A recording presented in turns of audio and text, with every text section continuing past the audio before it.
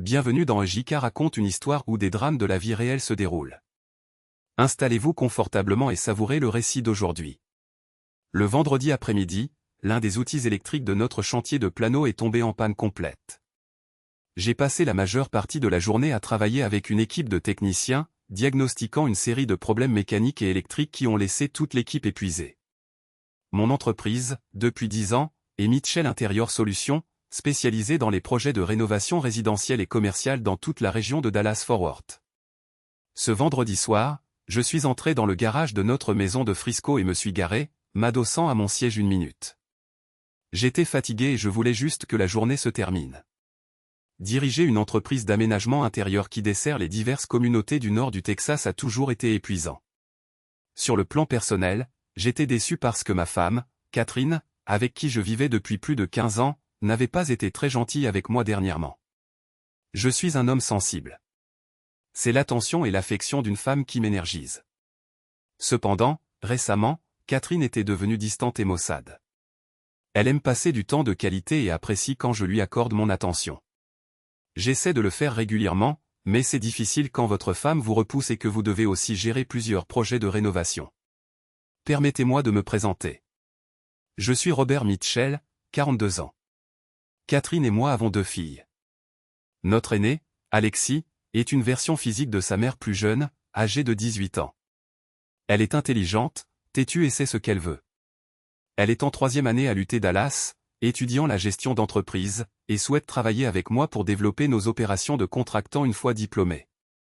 Je suis sûr que vous vous dites, comment peut-elle avoir 18 ans et être déjà en 3e année d'université? Eh bien, elle est incroyablement intelligente. Vous remarquerez peut-être aussi que j'ai mentionné que Catherine et moi ne sommes mariés que depuis 15 ans, ce qui est grâce à notre 2e fille, Brooke. Nous étions heureux sans mariage, mais nous nous sommes mariés lorsque nous avons découvert que nous attendions Brooke. Brooke est notre enfant à l'esprit libre, faute d'une meilleure expression. Elle suit le courant, n'a pas d'opinions arrêtées sur de nombreuses questions et prend généralement le chemin de la moindre résistance. Elle est aussi intelligente que sa sœur, mais préfère ne pas trop se servir de son esprit. À 15 ans, c'est une fille très sociable, passant la plupart de son temps avec des amis ou collée à son téléphone, à discuter sur TikTok. Nos 2 filles étaient parties pour le week-end. Brooke rendait visite à des amis à Arlington et Alexis était sortie avec son petit ami Connor à Addison. Je m'attendais à ce qu'elles reviennent toutes les 2 à la maison le dimanche après-midi, nous laissant Catherine et moi seuls à la maison. Je me suis assis, pensant à la semaine passée, et j'ai lentement commencé à chasser le travail de mon esprit. Une fois les filles parties, peut-être que Catherine et moi pourrions régler certains de nos problèmes récents avec quelques verres et un peu d'honnêteté. Je suis sorti de mon Ford F-150, un pick-up de 3 ans qui gérait bien le trafic de Dallas, j'ai pris ma sacoche d'ordinateur portable et je suis entré dans la cuisine. Catherine n'était pas là, alors je me suis servi un Coca Light et j'ai ajouté un trait de jus de canneberge, ma boisson préférée, puis j'ai mis du jazz doux. En m'asseyant, j'ai fixé les murs beiges, essayant d'oublier la journée. L'équipement cassé était en quelque sorte réparé et fonctionnait, mais cela nous avait coûté au moins 12 000 $ en temps perdu et en revenus potentiels, et il y aurait d'autres dépenses si nous n'obtenions pas de réparations adéquates la semaine prochaine. C'était un coup dur pour nos profits trimestriels dans le milieu compétitif de la construction à Dallas. J'ai entendu du mouvement et le claquement de talons, ce qui m'a sorti de mon dialogue intérieur. Ma femme, Catherine, est entrée dans la pièce et j'ai eu le souffle coupé. Catherine a environ 3 mois de plus que moi et a toujours été une femme incroyable à mes yeux. Après avoir eu 2 enfants et la quarantaine, elle avait pris un peu de poids, mais elle allait régulièrement à la salle de sport et mangeait sainement la plupart du temps, donc elle gardait ses courbes aux bons endroits. Catherine était tout pour moi. Elle était habillée et prête à sortir. Ses cheveux bruns étaient coiffés en arrière et son maquillage était parfaitement appliqué. Son sac à main de marque semblait presque lourd quand elle l'a posé sur le comptoir en granit. En me regardant, « Tu es beau, mon amour », dit-elle en souriant. J'ai soupiré, prenant une gorgée de ma boisson. Désolé. Et, Kate. Ça a été une journée difficile, et je n'ai juste pas l'énergie de sortir dîner aujourd'hui, dis-je d'un ton désolé, la regardant de haut en bas. Elle m'a souri de nouveau, mais cette fois, il n'y avait aucune chaleur dans ses yeux. Quelque chose en moi a basculé et ma journée est passée de désagréable à carrément horrible. Ce n'est pas grave, Rob, dit-elle d'un ton légèrement tremblant. Je n'avais pas prévu que tu viennes avec moi. Je l'ai regardée. Pendant toutes nos années ensemble, nous étions rarement sortis séparément. Même lorsqu'elle passait occasionnellement une soirée avec ses amis, elle ne s'habillait jamais comme pour un rendez-vous galant. Tu n'avais pas prévu? Je n'avais pas prévu, demandai-je d'un ton interrogateur. Je pris une longue gorgée de ma boisson. Alors pourquoi es-tu habillée comme si nous allions à un rendez-vous chic? Un instant, Catherine parut incertaine d'elle-même. Robert, dit-elle en se regardant. Tu me quittes? Catherine fut prise de court. Non, bien sûr que non, Rob. Elle essaya de tendre la main, mais je me suis retiré et j'ai ri amèrement. Maintenant, tu vas me dire que cela n'a rien à voir avec nous, que c'est quelque chose que tu dois faire pour toi-même. Tu vas me dire que tu le mérites après avoir élevé 2 enfants et t'être consacré à notre famille. J'ai haussé un sourcil, regardant ma femme qui se dégonflait rapidement. J'ai jeté un coup d'œil à son coûteux sac à main en cuir sur la table. À en juger par ton sac, tu n'avais pas l'intention de rentrer à la maison ce soir. Alors, c'est formidable de voir qu'après toutes ces années, tu abandonnes si désinvoltement notre mariage sans penser à ce que cela nous ferait. Je lui ai lancé ces mots, ma voix prenant un ton accusateur et argumentatif. Rob. Elle s'est arrêtée et m'a regardé. Cette fois, je ne l'ai pas interrompue. Elle a soupiré et a parlé doucement. Nous travaillons tous les deux si dur, et je sais ce que tu fais pour nous, mais je ne vais faire que fréquenter Derek pendant un certain temps. Derek, comme Derek Hawthorne, le fournisseur de Texas Building Material? Demandai-je avec incrédulité. Derek Hawthorne est marié et a 3 enfants de moins de 10 ans. Le fait que son amant soit Derek Hawthorne m'a pris par surprise. Oui, Rob. Derek, soupira-t-elle de nouveau. Il a été si bon avec moi ces derniers mois puisque tu n'étais pas là. J'ai explosé. Quoi, hurlai-je, surpris par ma propre colère. Qu'est-ce que tu viens de dire? Tu rationalises ta façon d'avoir une liaison. Bien sûr, nous travaillons dur. Mais dire que je n'étais pas là est un non-sens complet, et tu le sais. C'est toi qui t'éloignes de moi. J'ai essayé d'être avec toi pendant des mois maintenant, mais tu me traites froidement. Au moins maintenant je sais pourquoi. Tu te moques de moi. Je me suis soudainement levé, ma chaise raclant le carrelage. Robert, je ne me moque pas de toi, marmonna-t-elle. Ce soir, enfin, ce week-end était censé être notre première fois, dit-elle timidement. D'accord, donc tu deviens une encore plus grande infidèle. Pas seulement pour une nuit, mais pour tout le week-end, la fusillai-je du regard. Je ne te trompe pas, dit-elle, tandis que je la fixais un instant, puis je me suis tourné et me suis dirigé vers la cuisine pour un autre verre. J'étais très fatigué après le travail, mais j'avais besoin d'un autre Coca Light et canneberge. Je me versai une double portion quand Catherine est venue se tenir dans l'embrasure de la porte de la cuisine. Elle était en colère, et pour la première fois, elle n'avait pas honte de ses sentiments. Robert, je ne suis pas une infidèle et je ne l'ai jamais été. Mais contrairement à toi et à ton premier amour, Vanessa, je n'ai jamais été avec un autre homme de toute ma vie. Derek me dit que je ne te trompe pas parce que je te dis que ça arrive. Ce serait un mensonge si je le cachais. C'est mesquin, Kate, d'entraîner Vanessa là-dedans. C'est un coup bas et tu le sais. J'ai presque grogné contre elle. Au moins, elle a eu la décence de détourner le regard. Et tu te trompais lourdement, chère épouse. C'est une trahison si je n'accepte pas cela. Et je n'accepte pas le fait que tu fasses entrer un autre homme dans notre vie. Je suppose que ton nouvel homme a la même conversation avec sa femme, ai-je demandé. Elle a marmonné, je ne sais pas, elle regardait maintenant ses chaussures de marque. J'ai reniflé en complétant le double canneberge avec du Coca Light, puis je me suis tourné pour regarder Catherine. Son visage était un masque d'émotion. Très probablement, il lui ment de toutes ses forces, disant qu'il doit être en voyage d'affaires et qu'il sera injoignable. J'ai changé de tactique. Il t'a déjà embrassé? Quoi? Demanda Catherine. C'est une question simple. Derek Hawthorne t'a-t-il embrassé? Je l'ai vu hocher la tête. Eh bien, ça dit tout? N'est-ce pas? J'ai essayé de contrôler ma colère. Ma femme avait cessé de me prêter attention, rejetait mes tentatives d'être proche d'elle alors qu'elle communiquait de plus en plus avec un autre homme. Alors, je suppose que c'est ça. C'est fini. Dis-je en sortant sur la terrasse arrière et en claquant la porte coulissante si fort que toute la maison a tremblé. Je me suis assis sur l'une de nos chaises en fer forgé à la table à manger extérieure, écumant de rage. C'était une journée difficile sur le chantier. Je voulais rentrer à la maison pour être avec ma femme et maintenant elle me disait qu'elle me trahissait. Il devait s'être écoulé environ 5 minutes avant que Catherine n'apparaisse à la porte. Elle essaya une approche plus douce. « Rob, je t'aime vraiment, mais j'ai besoin de faire ça. » Je me suis senti tellement coincé au cours de la dernière année. Derek était si compréhensif. « Ça ne durera pas longtemps. Tu verras. » J'ai continué à regarder notre jardin à l'abandon sans la regarder. « Non, Catherine, tu ne comprends pas. Il aurait été mieux que tu me quittes tout simplement. J'étais censé être ton meilleur ami, ton partenaire. Mais tu te donnes à un autre homme et me prives de l'occasion d'être avec toi. Alors maintenant, je ne sais pas si je pourrai un jour te faire confiance à nouveau. » Elle ne bougea pas, « Robert, dit-elle doucement et fermement, mais avec une pointe d'appréhension. Tu ne peux pas partir. Derek me dit que si tu essaies de divorcer, je te prendrai tout. Je peux prendre la moitié de ton entreprise, avoir la maison, les enfants, et ensuite il sera facile de les monter contre toi. » Sa voix est devenue plus forte alors qu'elle s'avançait, posant sa main sur mon épaule. Je me suis tourné et les regardé, dégoûté à sa vue. J'ai retiré mon épaule de son contact. « Ferais-tu cela à quelqu'un à qui tu viens de confesser ton amour? Tu m'as trompé, tu me menaces et puis tu crois que tu peux t'en sortir impunément. Je ne voudrais pas ça. Mais Derek a dit qu'au tribunal, je gagnerai toujours. Tu n'as pas beaucoup le choix. Je suis sûr que je vais me vider la tête et revenir vers toi.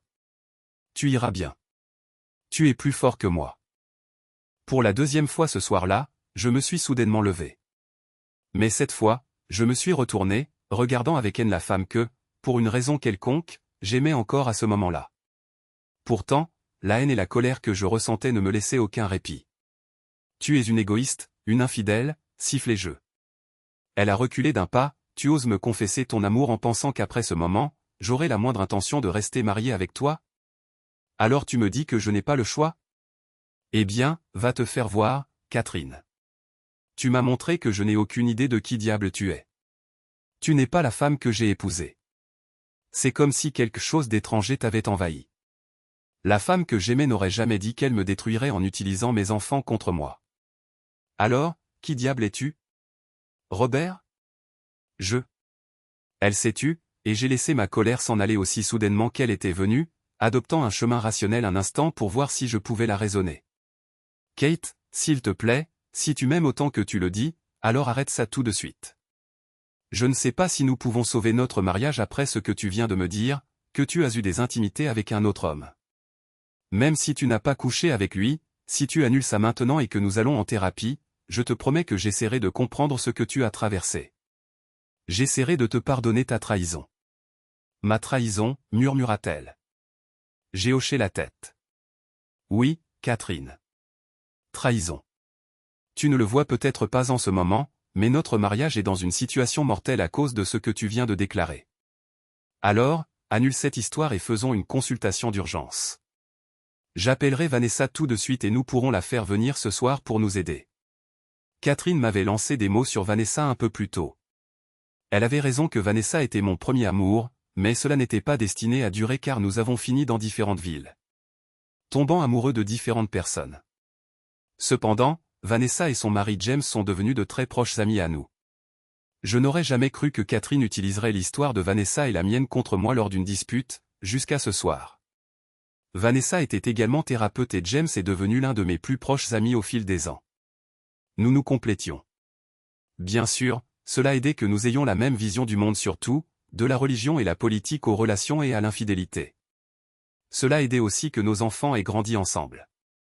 Connor, le fils de Vanessa et James, et Alexis sortaient ensemble depuis le collège. Je savais que d'ici quelques années, leur relation continuerait à se développer dans un environnement propice. No.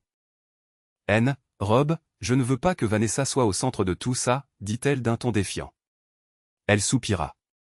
Écoute, Rob, je comprends à quel point tu es en colère. Tu penses peut-être que je ne comprends pas, mais si, je comprends.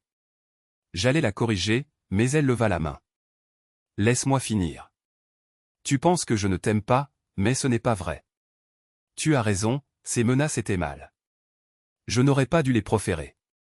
Cependant, cela ne les rend pas moins vrais.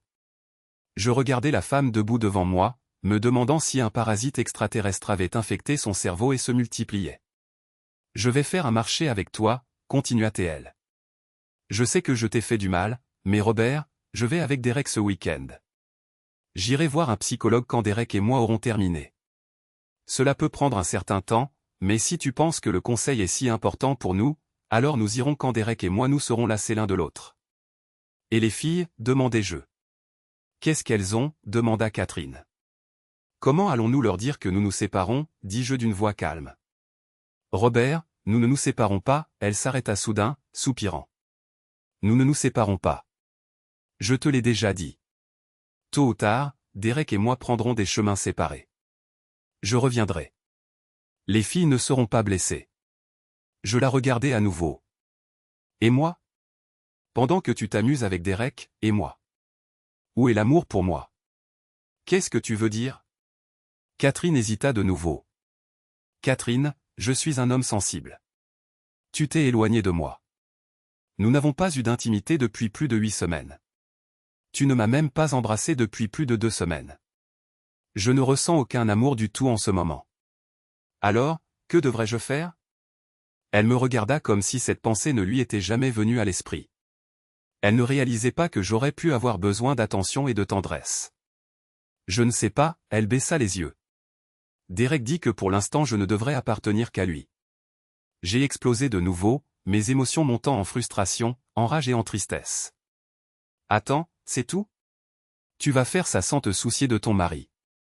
Robert, ce n'est pas juste. J'ai failli crier, mais elle m'a interrompu. Vas-tu dire que le fait de me priver de ma femme tout en trompant ton propre mari et en me refusant ton corps est juste ? Catherine recula d'un pas. J'ai pris mon verre, les vidé et les jeté contre le mur en béton près de notre barbecue. Il se brisa, et je sentis mon âme se briser avec lui. Je me suis affalé sur la chaise. Mes épaules s'affaissèrent et je sentis des larmes chaudes couler sur mes joues. Ni l'un ni l'autre ne dit quoi que ce soit pendant plusieurs minutes, jusqu'à ce qu'un grand coup de klaxon retentisse depuis notre allée. Je regardai Catherine, remarquant pour la première fois l'hésitation sur son visage, puis je me tournai vers la table, me sentant comme une coquille vide. « Va-t'en » murmurai-je. Je ne sais pas si elle m'entendit ou non, mais quand je me retournai, ma femme n'était plus là. Je crois que je n'ai pas bougé pendant environ une demi-heure. La confrontation avec Catherine m'a dévasté plus que je n'aurais pu l'imaginer. Cependant, mon téléphone, qui était dans ma poche, me ramena à la raison. Ma fille Alexis appela, disant qu'elle avait oublié son sac de voyage pour le week-end et qu'elle et Connor étaient en route vers notre maison pour le récupérer. « Désolé, papa. Le téléphone de maman est tombé sur le répondeur 2 fois, alors j'ai pensé t'appeler, me dit-elle joyeusement, bavardant à propos du voyage qu'elle et Connor allaient faire au lac Tacoma ce week-end. Je reniflai, essayant de me ressaisir. C'est bon, chérie. Ta maman n'est pas à la maison en ce moment, mais ton sac sera près de la porte, comme ça tu pourras le prendre et partir sans perdre de temps. Elle ne répondit pas tout de suite. Papa. Elle marqua une pause. Oui, ma chérie. J'essayais de parler normalement. Elle ne fut pas dupe. Papa, qui est Derek ? Demanda Alexis, une pointe d'inquiétude dans la voix. Désolé, je voulais dire Connor. Désolé, Alexis, je voulais dire Connor. Je bégayais, incapable de croire que j'avais fait une telle erreur. J'essayais de revenir en arrière, mais Alexis était une fille intelligente et j'étais pris au piège.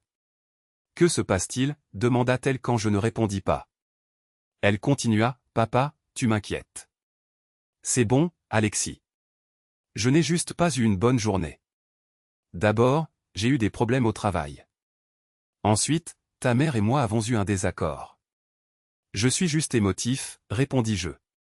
Je ne voulais pas mentir, mais je ne voulais pas non plus raconter toute l'histoire à ma fille de 18 ans. Papa, arrête de fuir la vérité. Tu essaies de me semer. Qu'est-ce que maman a fait ? Son ton était accusateur. J'essayais de les conduire. Ce n'est pas grave, chérie. Je vais bien. Tu m'as juste pris au dépourvu. Je vais te préparer ton sac. Ne laisse pas nos problèmes gâcher ton week-end. Je t'aime, Alexis. Je raccrochai rapidement, me sentant comme un idiot d'avoir essayé de cacher la vérité à ma fille. Je suis entré dans la maison, me suis aspergé d'eau le visage, puis j'ai pris le sac d'Alexis dans sa chambre, le plaçant juste devant la porte du garage où elle savait que je le mettrais afin qu'elle puisse le prendre et partir. Ce n'était pas la première fois qu'une de mes filles oubliait quelque chose. J'ai pris un balai et j'ai commencé à ramasser les éclats de verre quand Alexis est arrivé en courant par la porte arrière et vers moi.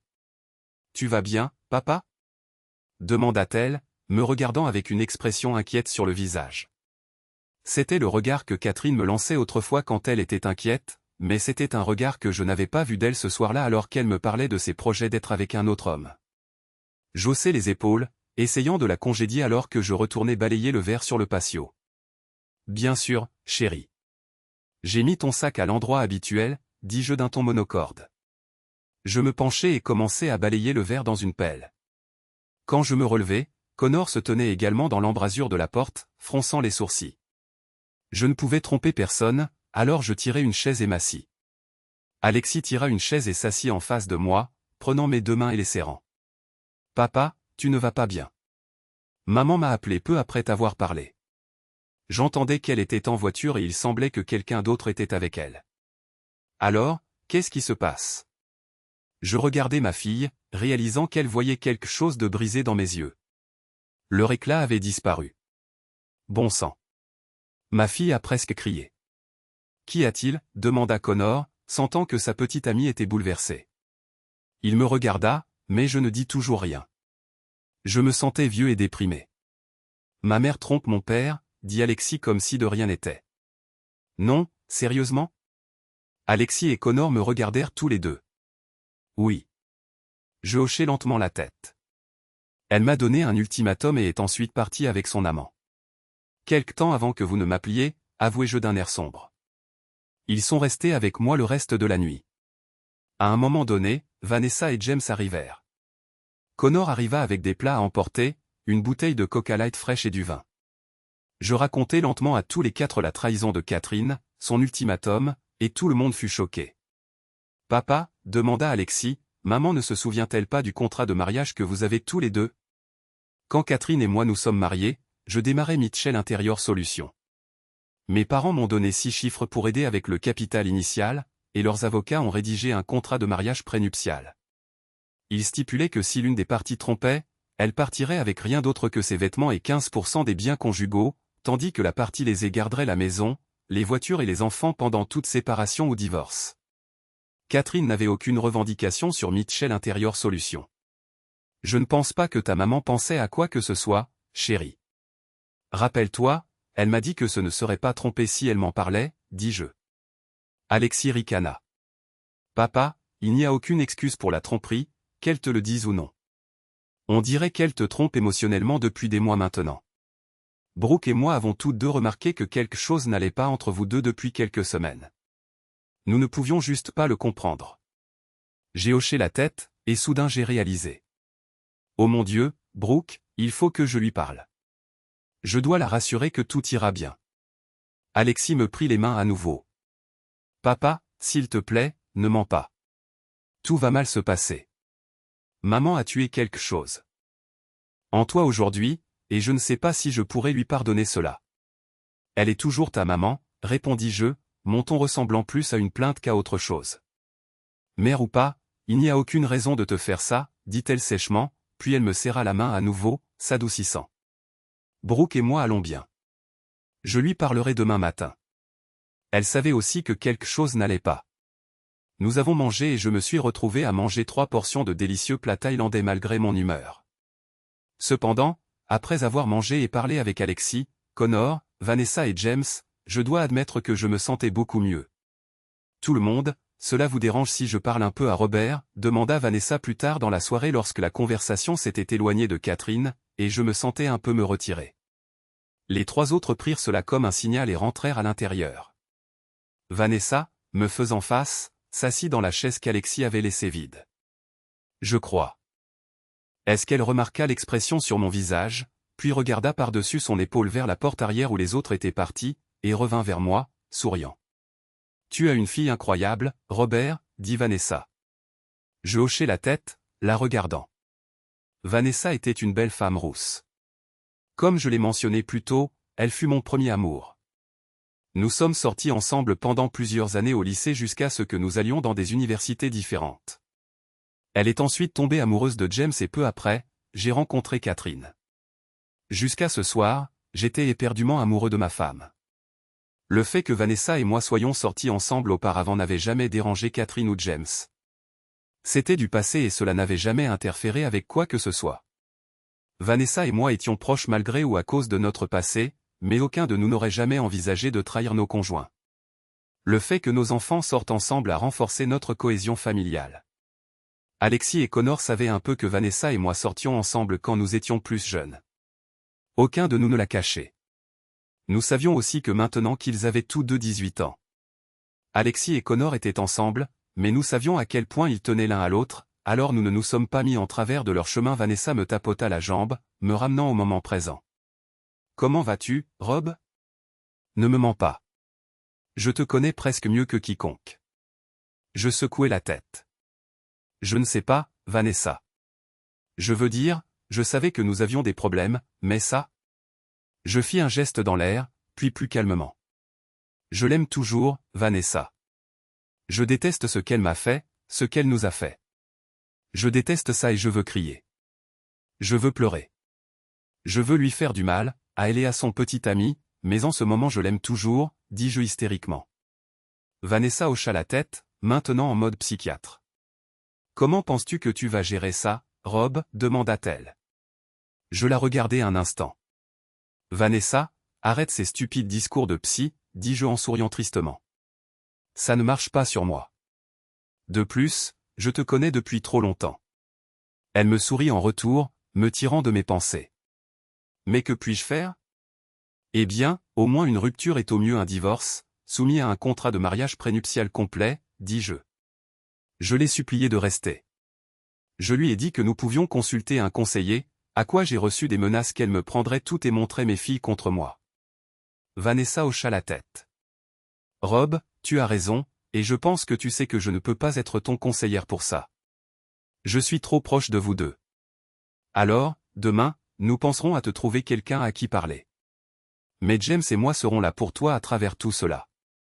Tu sais, James et moi avons une très haute opinion de toi. Je suis sûr que James essaie maintenant de dissuader ta fille de vouloir détruire sa mère.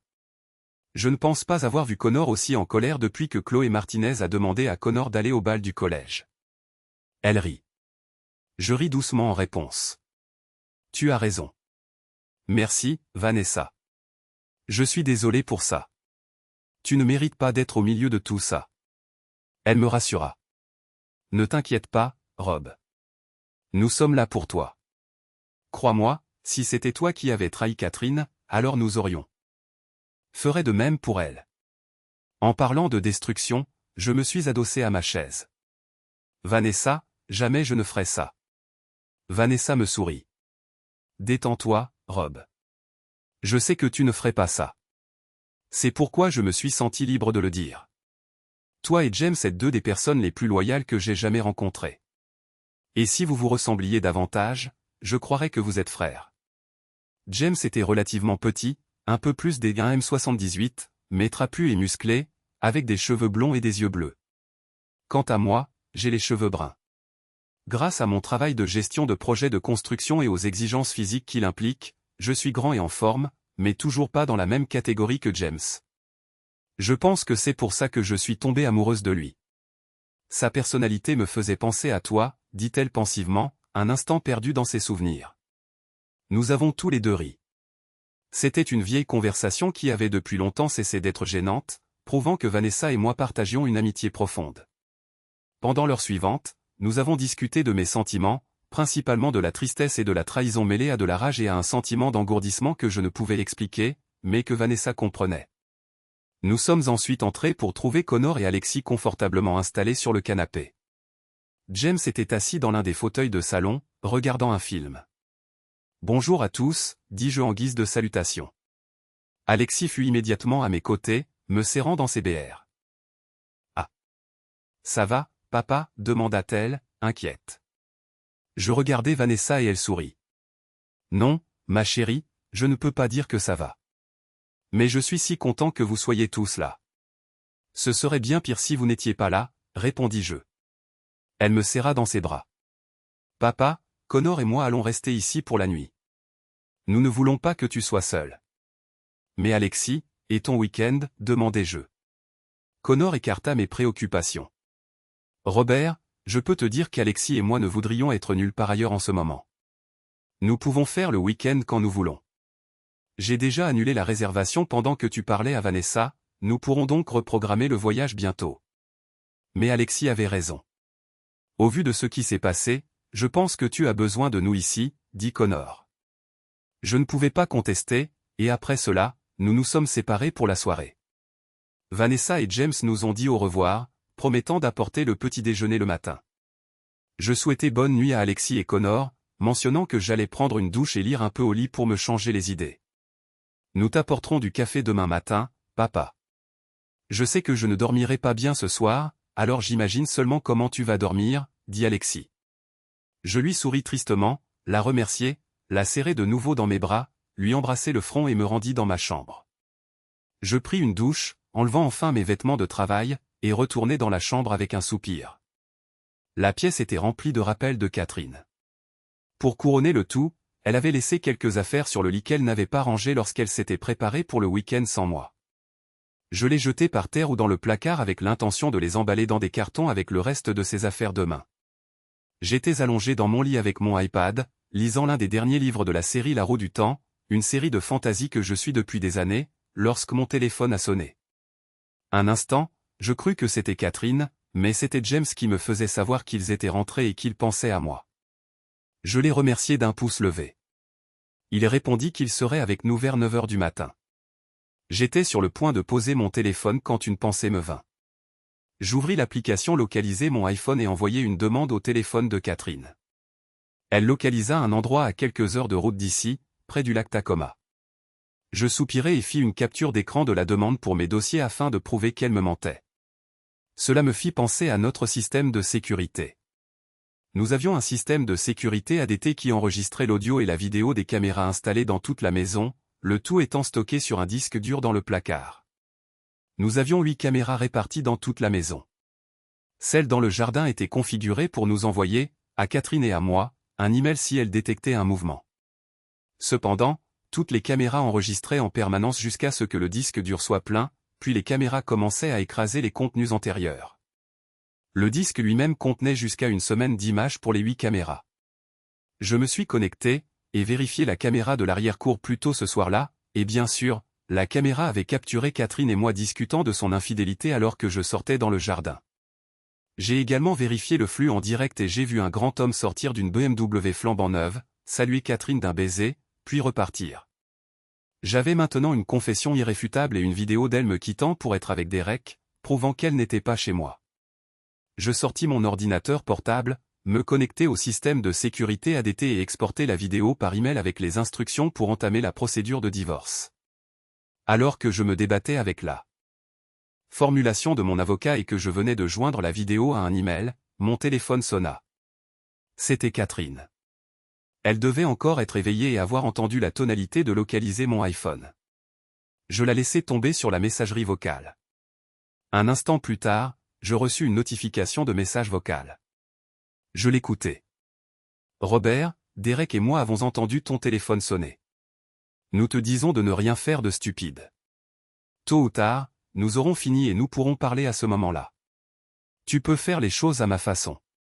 Si tu fais les choses différemment, alors je te le dis, Derek te détruira et je te prendrai tout. J'entendis Catherine dire cela, accompagnée de Derek qui ricanait en arrière-plan.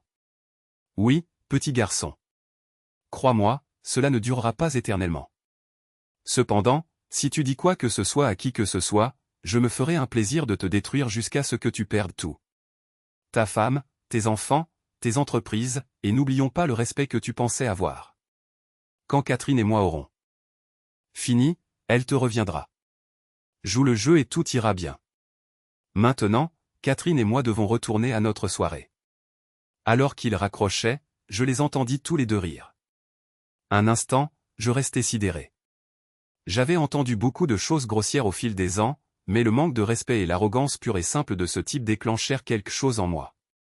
Je décidai qu'il était temps pour leur destruction plutôt que la mienne. Je finalisai l'email en précisant que non seulement je voulais que les papiers de divorce soient signifiés à Catherine sur son lieu de travail dès que possible, mais que je voulais également intenter un procès contre Derek. Mes recherches révélèrent qu'il n'y avait pas de loi sur l'aliénation d'affection au Texas, mais je voulais que mon avocat fasse quelque chose à ce sujet. Je voulais qu'il souffre. Je voulais également que la société de Catherine et Derek soit poursuivie pour perte de revenus pour Mitchell Interior Solutions, étant donné qu'ils avaient soit encouragé l'affaire, soit ignoré la faute professionnelle, ce qui avait causé un stress mental et entraîné des souffrances pour mon entreprise. Je savais que les poursuites n'aboutiraient très probablement à rien. Cependant, le simple fait de poursuivre toutes les parties en plus du divorce et de faire appliquer l'accord prénuptial porterait un grand coup à l'arrogance de ce couple. Quand j'appuyais sur envoyer, je savais que je n'avais pas encore les détails concernant la femme de Derek, mais si je pouvais les trouver, je la contacterais pour lui faire savoir quel tricheur était son mari. J'aimerais pouvoir dire qu'après avoir envoyé l'email, j'ai bien dormi en sachant que j'agissais contre ces tricheurs, mais ce serait un mensonge. Je me suis retourné toute la nuit jusqu'au lever du soleil, et j'ai même entendu Alexis et Connor se lever avant de finalement fermer les yeux. J'écoutais et réalisais que Connor se dirigeait vers sa voiture pour chercher le café promis. J'enfilai mon pantalon et ma chemise et me dirigeai vers la cuisine. Lorsque j'entrai dans la pièce, Alexis me vit et me serra fort dans ses bras, me demandant si j'avais dormi. Je secouai la tête. Moi non plus, répondit-elle. J'ai essayé, mais je n'y suis pas arrivé. Je ne comprends tout simplement pas comment maman a pu te faire ça, se plaignit-elle. Enfin, à nous tous, pas seulement à toi. Nous avons parlé un moment de ses études universitaires, essayant d'éviter le sujet, jusqu'à ce que Connor revienne avec 3 grandes tasses de café très bienvenues, dont je sirotais la magnifique boisson. J'ai toujours aimé le cappuccino et le chocolat sur le dessus ne faisait qu'améliorer la saveur, dansant sur mes papilles. Alexis et moi soupirâmes à l'unisson et Connor rit. Vous êtes exactement pareils tous les deux, dit-il, puis il devint sérieux. Alors tu ne dormais pas non plus, hein? Non, en fait, j'étais très occupé à envoyer des emails à l'avocat de mon entreprise quand j'ai reçu un message vocal de Catherine, expliquai-je. Après avoir fait une demande localisée mon iPhone, j'ai passé les 10 minutes suivantes à expliquer comment j'avais préparé un dossier de documents pour entamer la procédure de divorce avec Catherine et poursuivre Derek et son lieu de travail. En écoutant le message vocal que Catherine et Derek m'avaient laissé, je vis Alexis essayer de retenir ses larmes. Cette femme n'est pas ma mère, dit-elle doucement, s'essuyant les yeux avec une serviette en papier. Ma mère ne serait jamais aussi froide au point d'insulter mon père ou de permettre à un autre homme d'humilier son mari de cette façon. Connor et moi étions entièrement d'accord. Il était environ 10 heures du matin lorsque nous avons commencé à nous demander où étaient Vanessa et James. Ils nous avaient dit qu'ils apporteraient le petit déjeuner vers 9 heures, alors 1 heure plus tard, nous étions inquiets. Connor essaya d'appeler sa mère d'abord, puis son père. Quand il ne put les joindre, j'essayai de les appeler aussi. J'appelai le portable de James, puis leur domicile à Richardson, et enfin le café où nous allions toujours prendre le petit déjeuner, Joe's Dîner sur Campbell Road. La propriétaire du café, Maria, une femme latino âgée d'une 60aine d'années que nous connaissions tous bien, confirma que Vanessa et James avaient pris le petit déjeuner chez elle vers 8h30 en se rendant chez moi. Lorsque je raccrochai le téléphone, je commençai à être vraiment inquiet. Je prenais mes clés pour que nous puissions aller les chercher lorsque le téléphone de Connor sonna. Il décrocha et 1 minute plus tard, il était allongé par terre, le visage pâle. Je lui pris le téléphone. « Allô, c'est Robert. Je suis le père de la petite amie de Connor. »« À qui ai-je l'honneur ?» demandai-je. « Monsieur Mitchell, ici l'agente Maria Rodriguez du Dallas PD. J'ai une triste nouvelle. Je dois informer Connor que ses parents ont eu un grave accident, » dit l'agente. J. Prit une grande inspiration. Regardant Connor, qui était allongé presque comateux sur le sol. Alexis le serra d'un bras, levant les yeux vers moi désespérément. « Vanessa et James vont bien, agente ?» demandai-je. Il y eut une pause. « Monsieur Mitchell, je suppose que Connor ne peut pas parler en ce moment ?» demanda l'agente, ce que je confirmai. « Pouvez-vous obtenir le consentement verbal de Connor pour que je puisse discuter de cette affaire avec vous ?» demanda-t-elle. Je réussis à faire dire oui à Connor. L'agente fit une pause, reprenant son souffle. Ce matin, vers 8h45, un semi-remorque incontrôlable avec des freins défectueux a percuté leur voiture côté conducteur sur l'IL 635 près de Richardson. À la suite de l'accident, leur voiture a été pratiquement détruite. Je suis désolé de vous annoncer que Madame Coleman est actuellement en chirurgie. Malheureusement, Monsieur Coleman n'est plus avec nous. J'eus l'impression que mon monde s'était éteint. Je m'effondrais au sol, tout comme Connor. James était mort et Vanessa était en chirurgie. Je m'éclaircis la gorge. Quel hôpital? Demandai-je d'une voix rauque.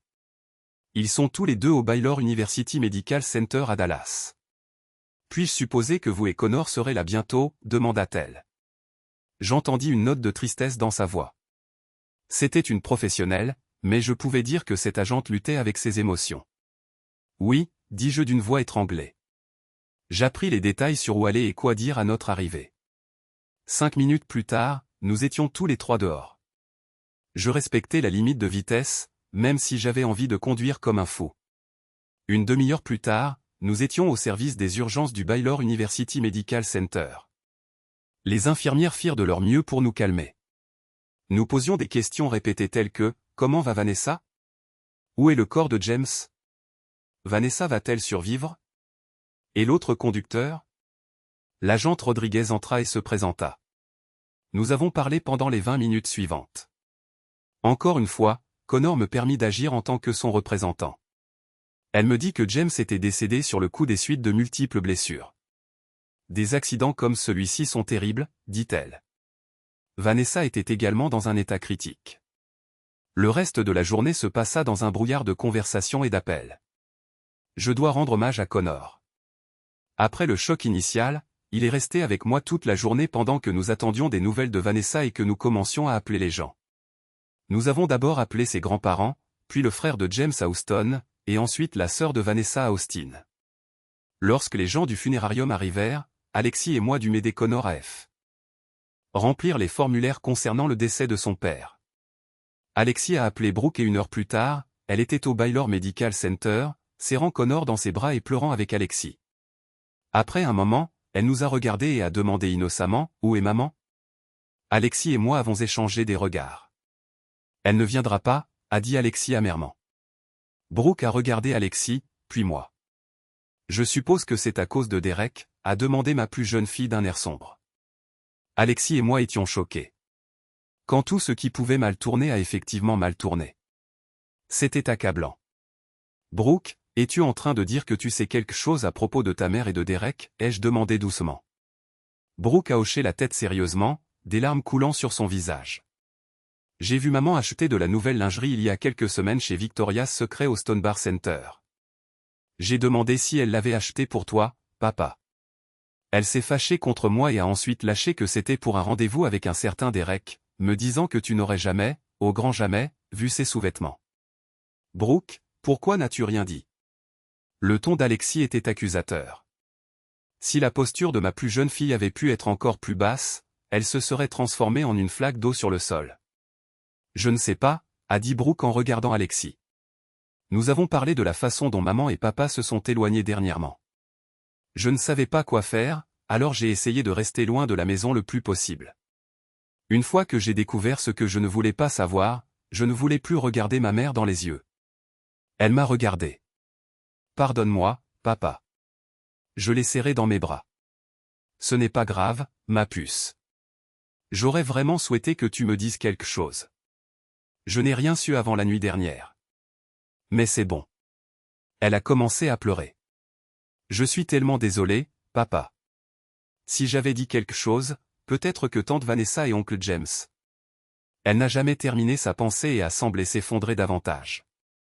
Nous sommes partis tard le soir juste pour prendre une douche et changer de vêtements. J'ai déposé Alexis et Brooke à la maison, puis nous avons réglé les choses. Alexis est retourné au Baylor Medical Center avec Brooke et je l'ai suivi. Je crois qu'il était environ 4 heures du matin le dimanche lorsque Vanessa a été sortie de la salle d'opération. Vanessa serait aux soins intensifs pendant au moins quelques jours. Il voulait qu'elle se réveille pour s'assurer qu'elle n'avait pas de lésion cérébrale avant de passer aux étapes suivantes. Même dans son chagrin, Connor s'est montré aimable avec les médecins et a demandé à rencontrer l'équipe chirurgicale qui avait travaillé pendant des heures pour sauver la vie de sa mère. Je n'avais jamais été aussi fier du petit ami de ma fille et j'espérais sincèrement qu'un jour je pourrais l'appeler mon gendre. Nous avons passé le reste de la journée au Baylor Medical Center. J'ai récupéré mon ordinateur portable et mes chargeurs de téléphone à la maison. Une fois en ligne, j'ai reçu la confirmation que les documents avaient été complétés et étaient prêts à être signifiés à Catherine, Derek et Texas Building Material le lundi matin. J'étais content d'avoir un très bon avocat, meilleur que Derek, sur qui je m'étais auparavant appuyé pour certains contrats commerciaux. J'ai également contacté mes chefs de projet chez Mitchell Interior Solutions, m'assurant qu'ils prendraient en charge la charge de travail de la semaine en raison de la tragédie familiale et que j'avais besoin de prendre du temps libre. Je ne leur ai pas dit que j'avais plus d'une urgence, mais ils connaissaient leur affaire et ont continué à travailler. Une bonne nouvelle a été qu'au cours du samedi, un membre de mon personnel de soutien a réussi à résoudre les problèmes restants sur l'équipement qui était tombé en panne le vendredi. Ce même jour, nous avons commencé à travailler avec Connor pour planifier les funérailles de James. Connor a envoyé un message à leur avocat de famille pour recevoir des instructions. Cela n'aurait pas été nécessaire si Vanessa s'en était tirée, mais Connor voulait être préparé à toute éventualité. Nous avons parlé des funérailles pendant plusieurs heures. Plus tard dans l'après-midi, nous avons été rejoints par Eleanor, la mère de Vanessa, une femme d'environ 70 ans, mais toujours aussi perspicace. Elle a serré son petit-fils dans ses bras, puis m'a serré fortement. Eleanor m'avait toujours traité comme un fils. Elle aimait James, mais parlait toujours sur un ton plaisant de moi comme de celui qui avait échappé à sa fille.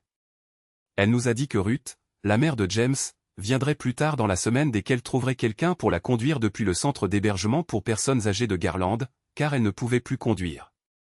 Nous avons discuté facilement toute la journée. Eleanor s'est assise avec nous dans la salle d'attente de l'hôpital au Baylor Medical Center.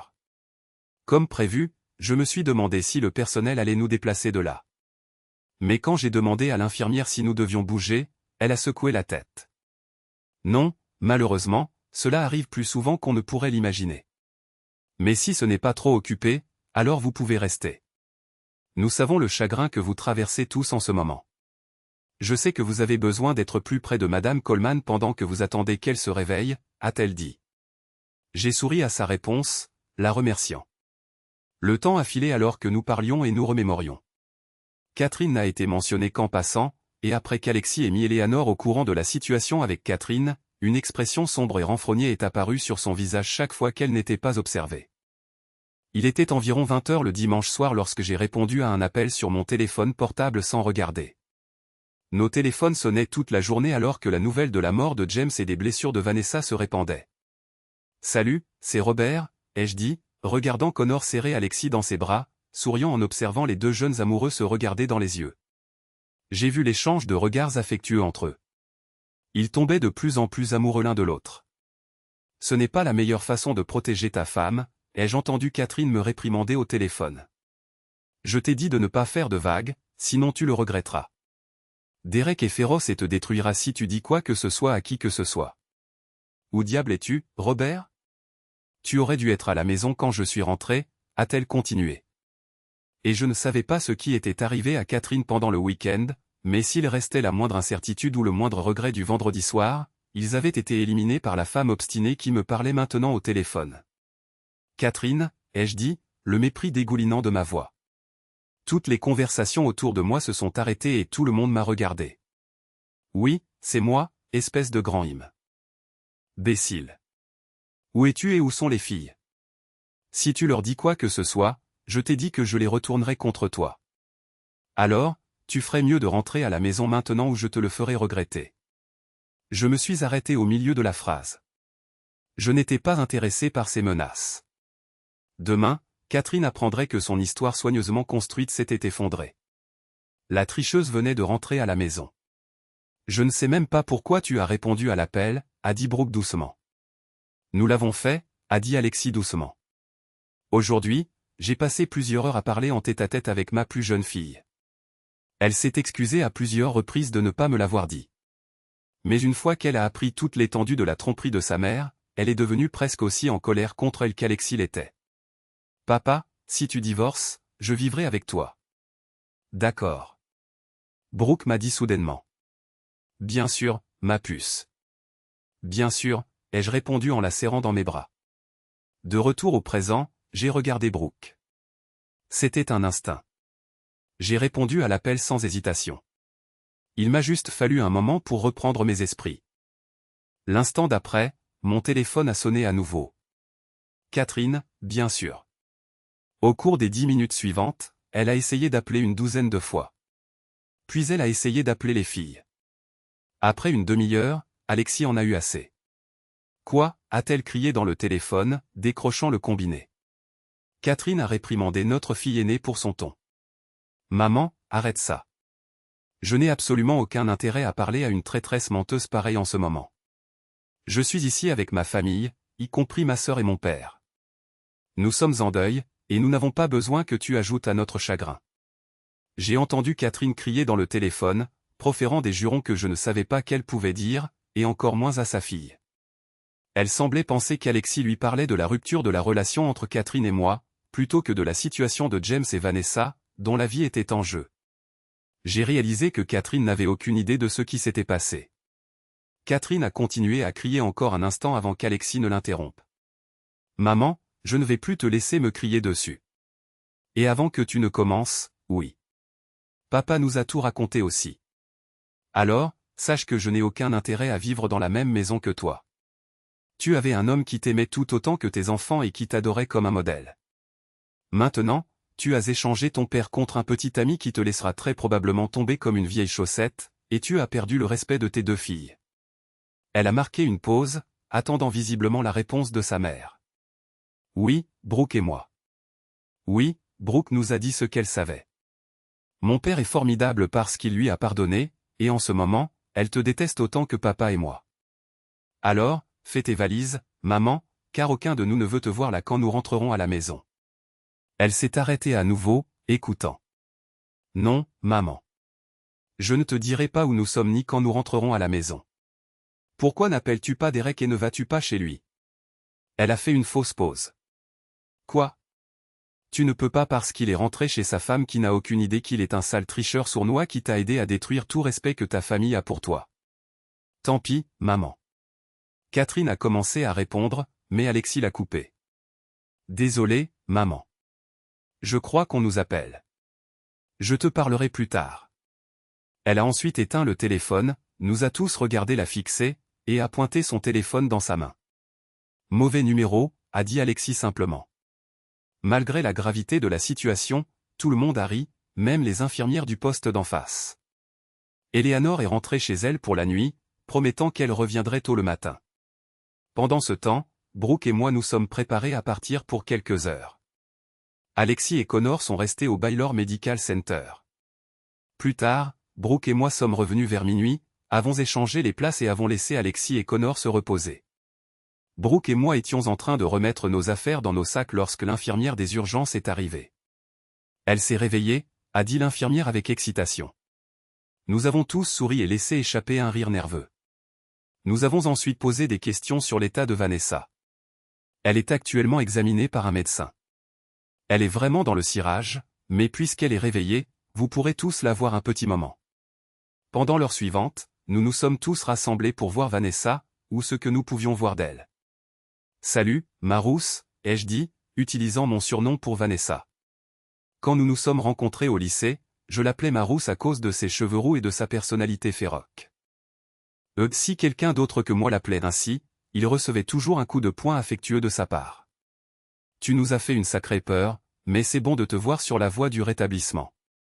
Elle ne pouvait pas encore parler avec le tube respiratoire dans la gorge. Bien sûr, elle était également encore fortement sous sédatif, probablement à cause de puissants analgésiques, mais il y avait une question dans ses yeux à laquelle je ne voulais pas répondre. J'ai secoué la tête et elle a compris.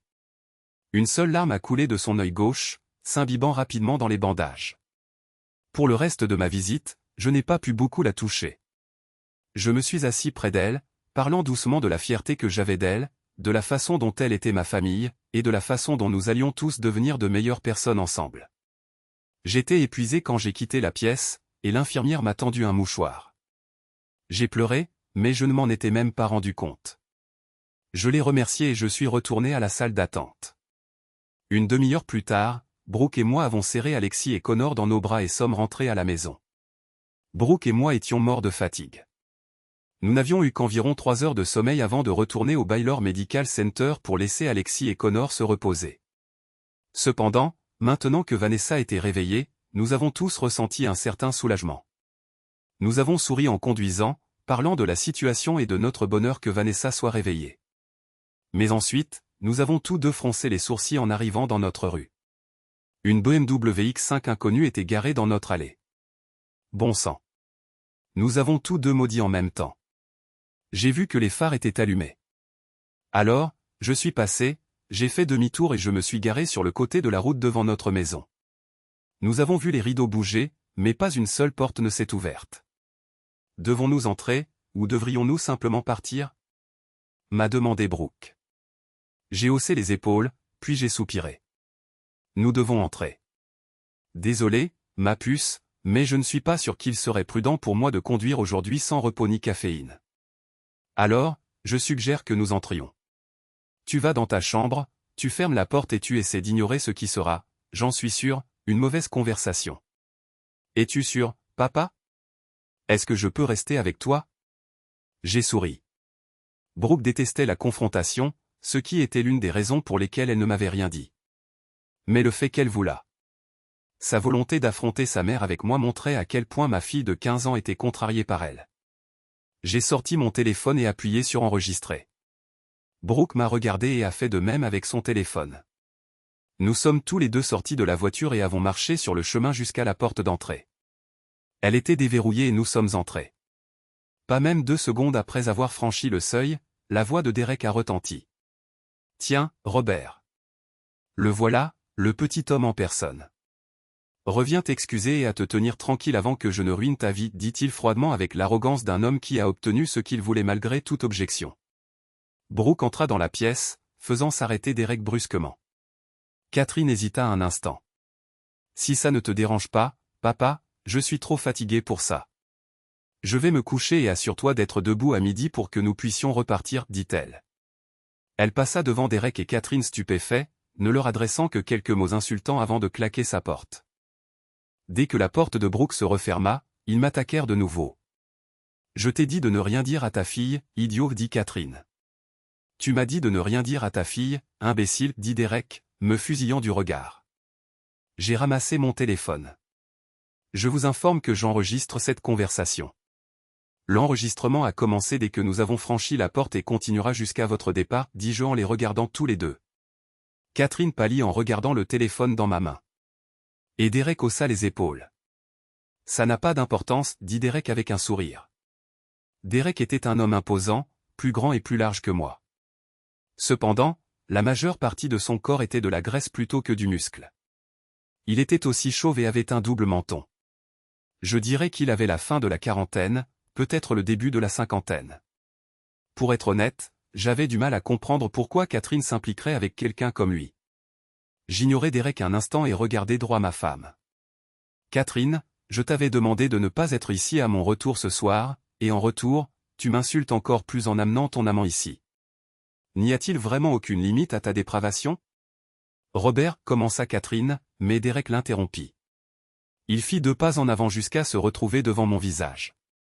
Écoute-moi bien. Nous t'avons tous les deux dit comment ça se passerait et de ne rien dire. Maintenant, je vais te faire vivre un enfer, dit-il bruyamment, sans se soucier qu'une fille de 15 ans puisse entendre. Monsieur Hawthorne, dis-je calmement, en le regardant dans les yeux.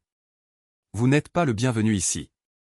Je vous demande de surveiller votre langage car ma fille mineure est dans l'autre pièce. Et alors, quoi, cria-t-il. Elle ne dira rien à personne, et toi non plus.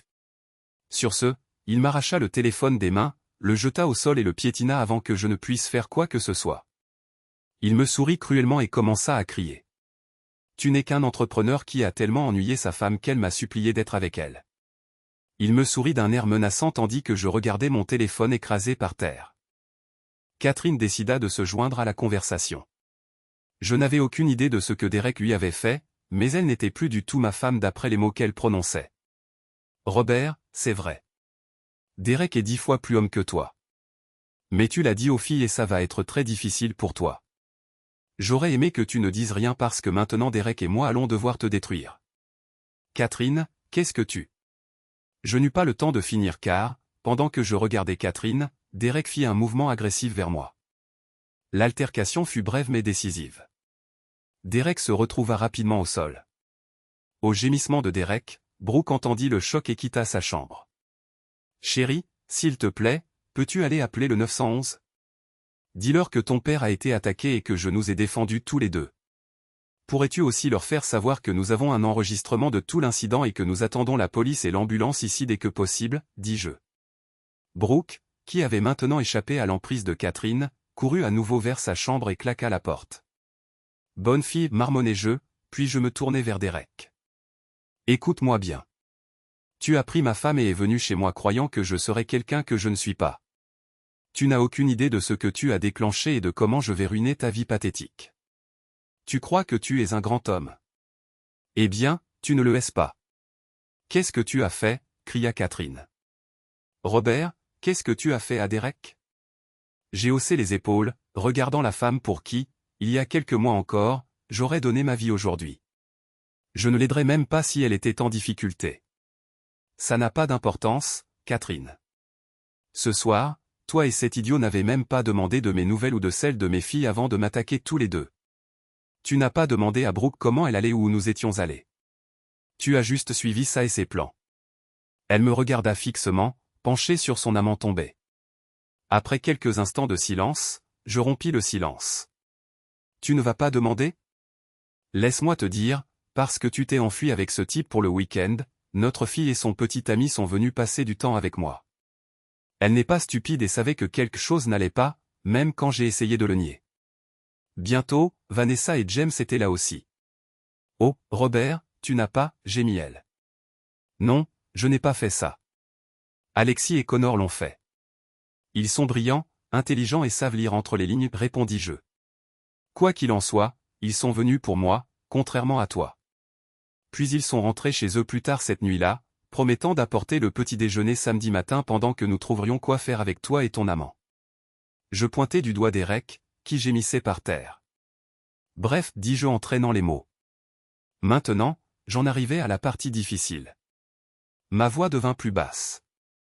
Vanessa et James étaient en route ici avec le petit déjeuner lorsqu'ils ont été percutés par un camion hors de contrôle sur l'île 635 près de Richardson. James est mort et Vanessa se bat pour sa vie au Baylor Medical Center. C'était partout aux nouvelles. Donc, si toi et ton ami aviez pris la peine de regarder les nouvelles ou même de nous demander, vous auriez peut-être découvert qu'à cause de toi, l'un de nos amis est mort et l'autre pourrait ne pas survivre. Je l'ai laissé assimiler l'information, mais après un moment, Catherine eut le culot de me crier dessus. Ce n'est pas ma faute, Robert. Nous t'avons demandé de ne rien dire. Si tu avais gardé le silence, ils seraient encore en vie. C'est ta faute s'ils sont morts, pas la mienne. Non, non, maman. C'est ta faute, dit notre fille, debout dans l'encadrement de la porte. Elle me regarda. La police et l'ambulance sont en route. Elle regarda de nouveau sa mère. Je n'ai aucune idée de qui tu es, mais tu n'es pas ma mère. C'est ta faute si oncle. James est mort, pas celle de papa. Si tu n'avais pas trompé papa. Cela ne serait jamais arrivé. Elle regarda ses mains. Et c'est aussi ma faute. Peut-être que si j'avais dit à papa tout de suite, il aurait pu l'arrêter. Brooke, commençai-je. Non, papa. Je sais que j'aurais dû dire quelque chose, mais la faute lui incombe, dit-elle en pointant sa mère du doigt. Elle se retira dans sa chambre et Catherine et moi nous sommes juste regardés. Nous pouvions maintenant entendre les sirènes d'urgence retentir. Personne ne dit rien alors que 2 voitures de police arrivèrent et soudain, ce fut le chaos partout. Catherine essaya d'expliquer que c'était moi qui avais attaqué Derek. Quand on lui a demandé si c'était son mari, elle a bégayé et a expliqué que j'étais son mari, mais que c'était quand même moi qui avais blessé Derek. J'ai présenté ma version. Une ambulance arriva et Derek fut emporté sur une civière. L'ambulance partit et je pense que la police était sur le point de m'arrêter car j'étais l'homme impliqué dans l'altercation. Ma femme cria de nouveau que c'était entièrement de ma faute quand Brooke revint dans la pièce. Elle dit à l'officier qui nous interrogeait, « Pardon, monsieur l'agent. Mais j'ai ici un enregistrement qui confirme tout ce que mon père a dit, y compris que cet homme a dit qu'il détruirait mon père et que ma mère le soutiendrait quoi qu'il arrive. » Elle tendit une clé USB à l'officier. « Quoi ? Comment ?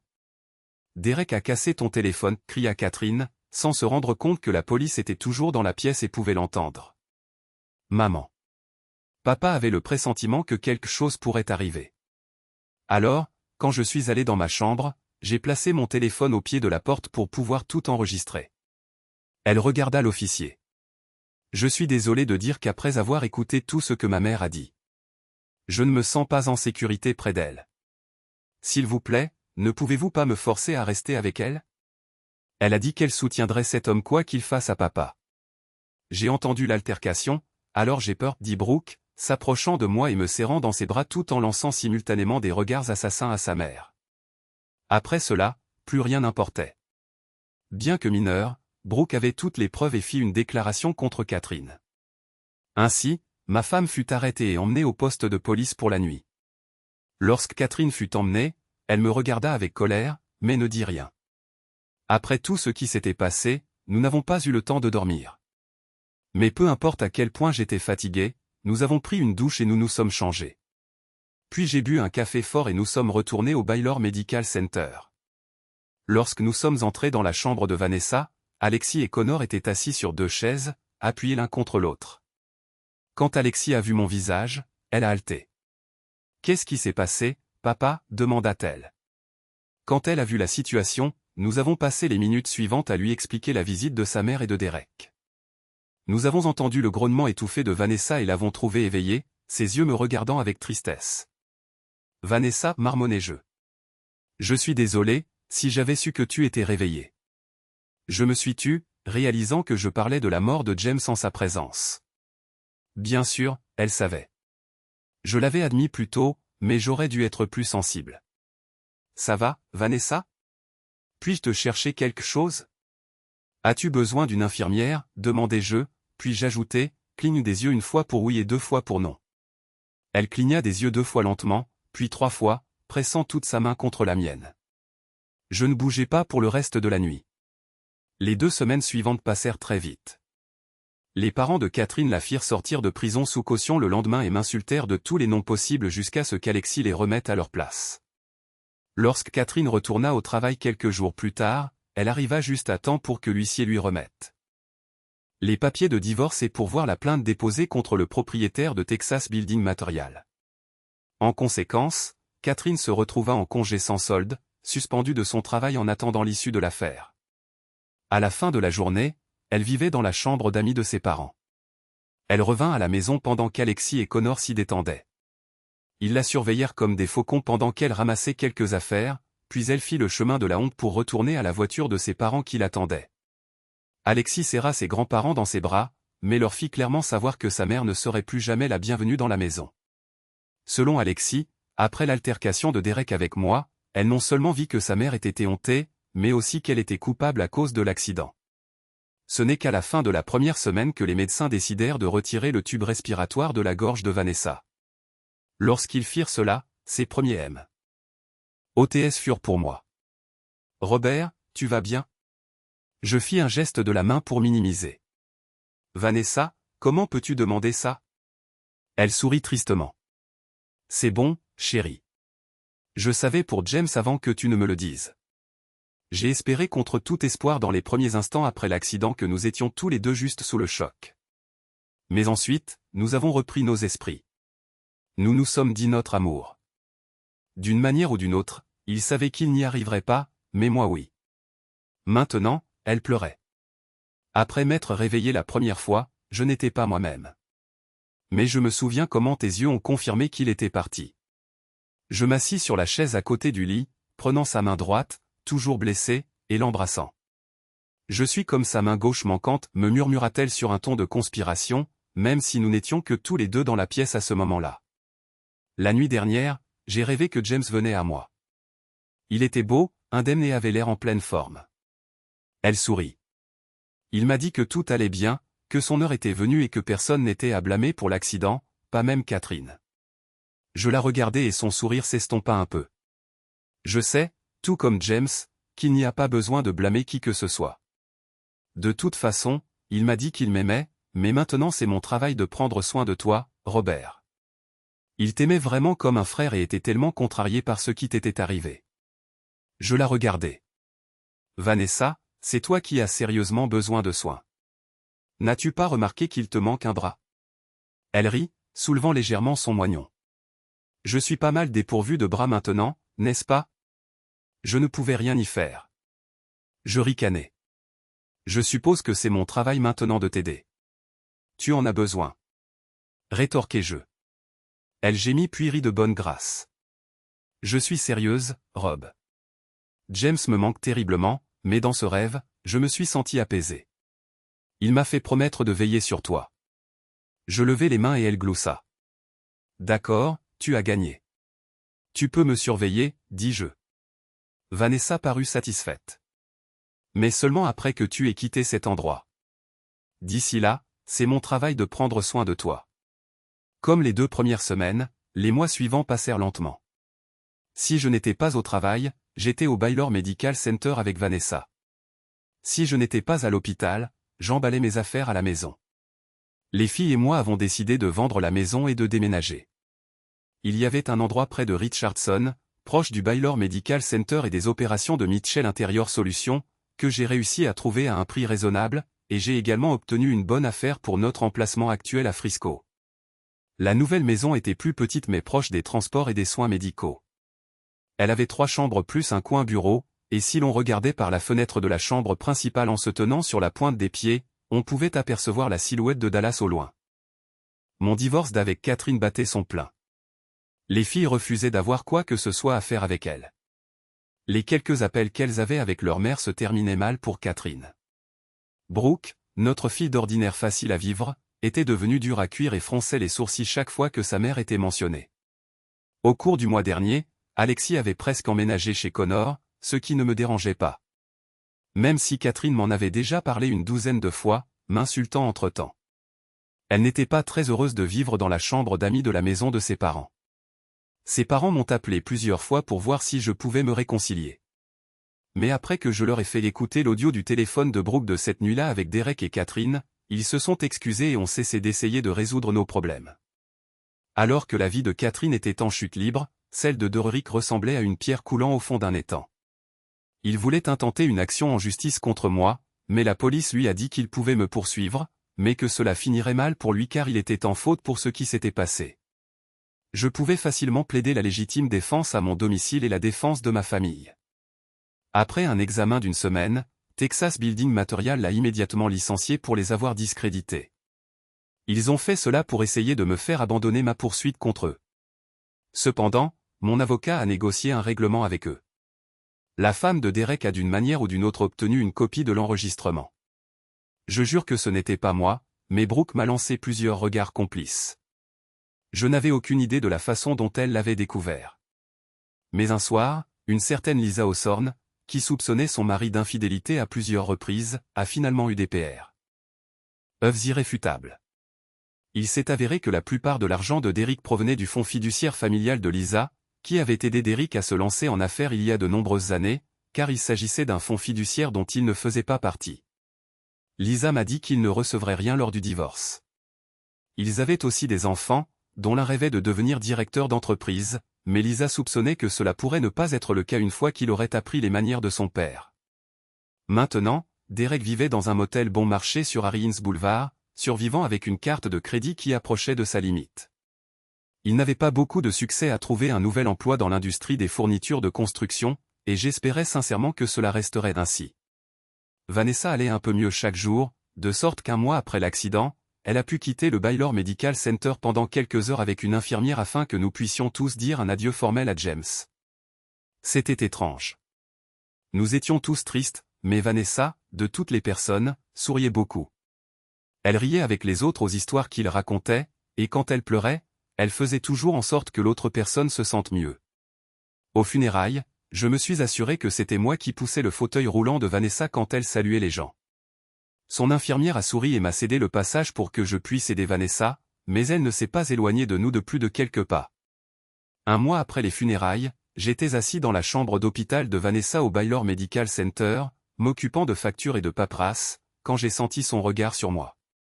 J'ai senti les poils de ma nuque se hérisser alors que je posais la facture sur laquelle je travaillais. « Qu'est-ce qui ne va pas, Vanessa ?»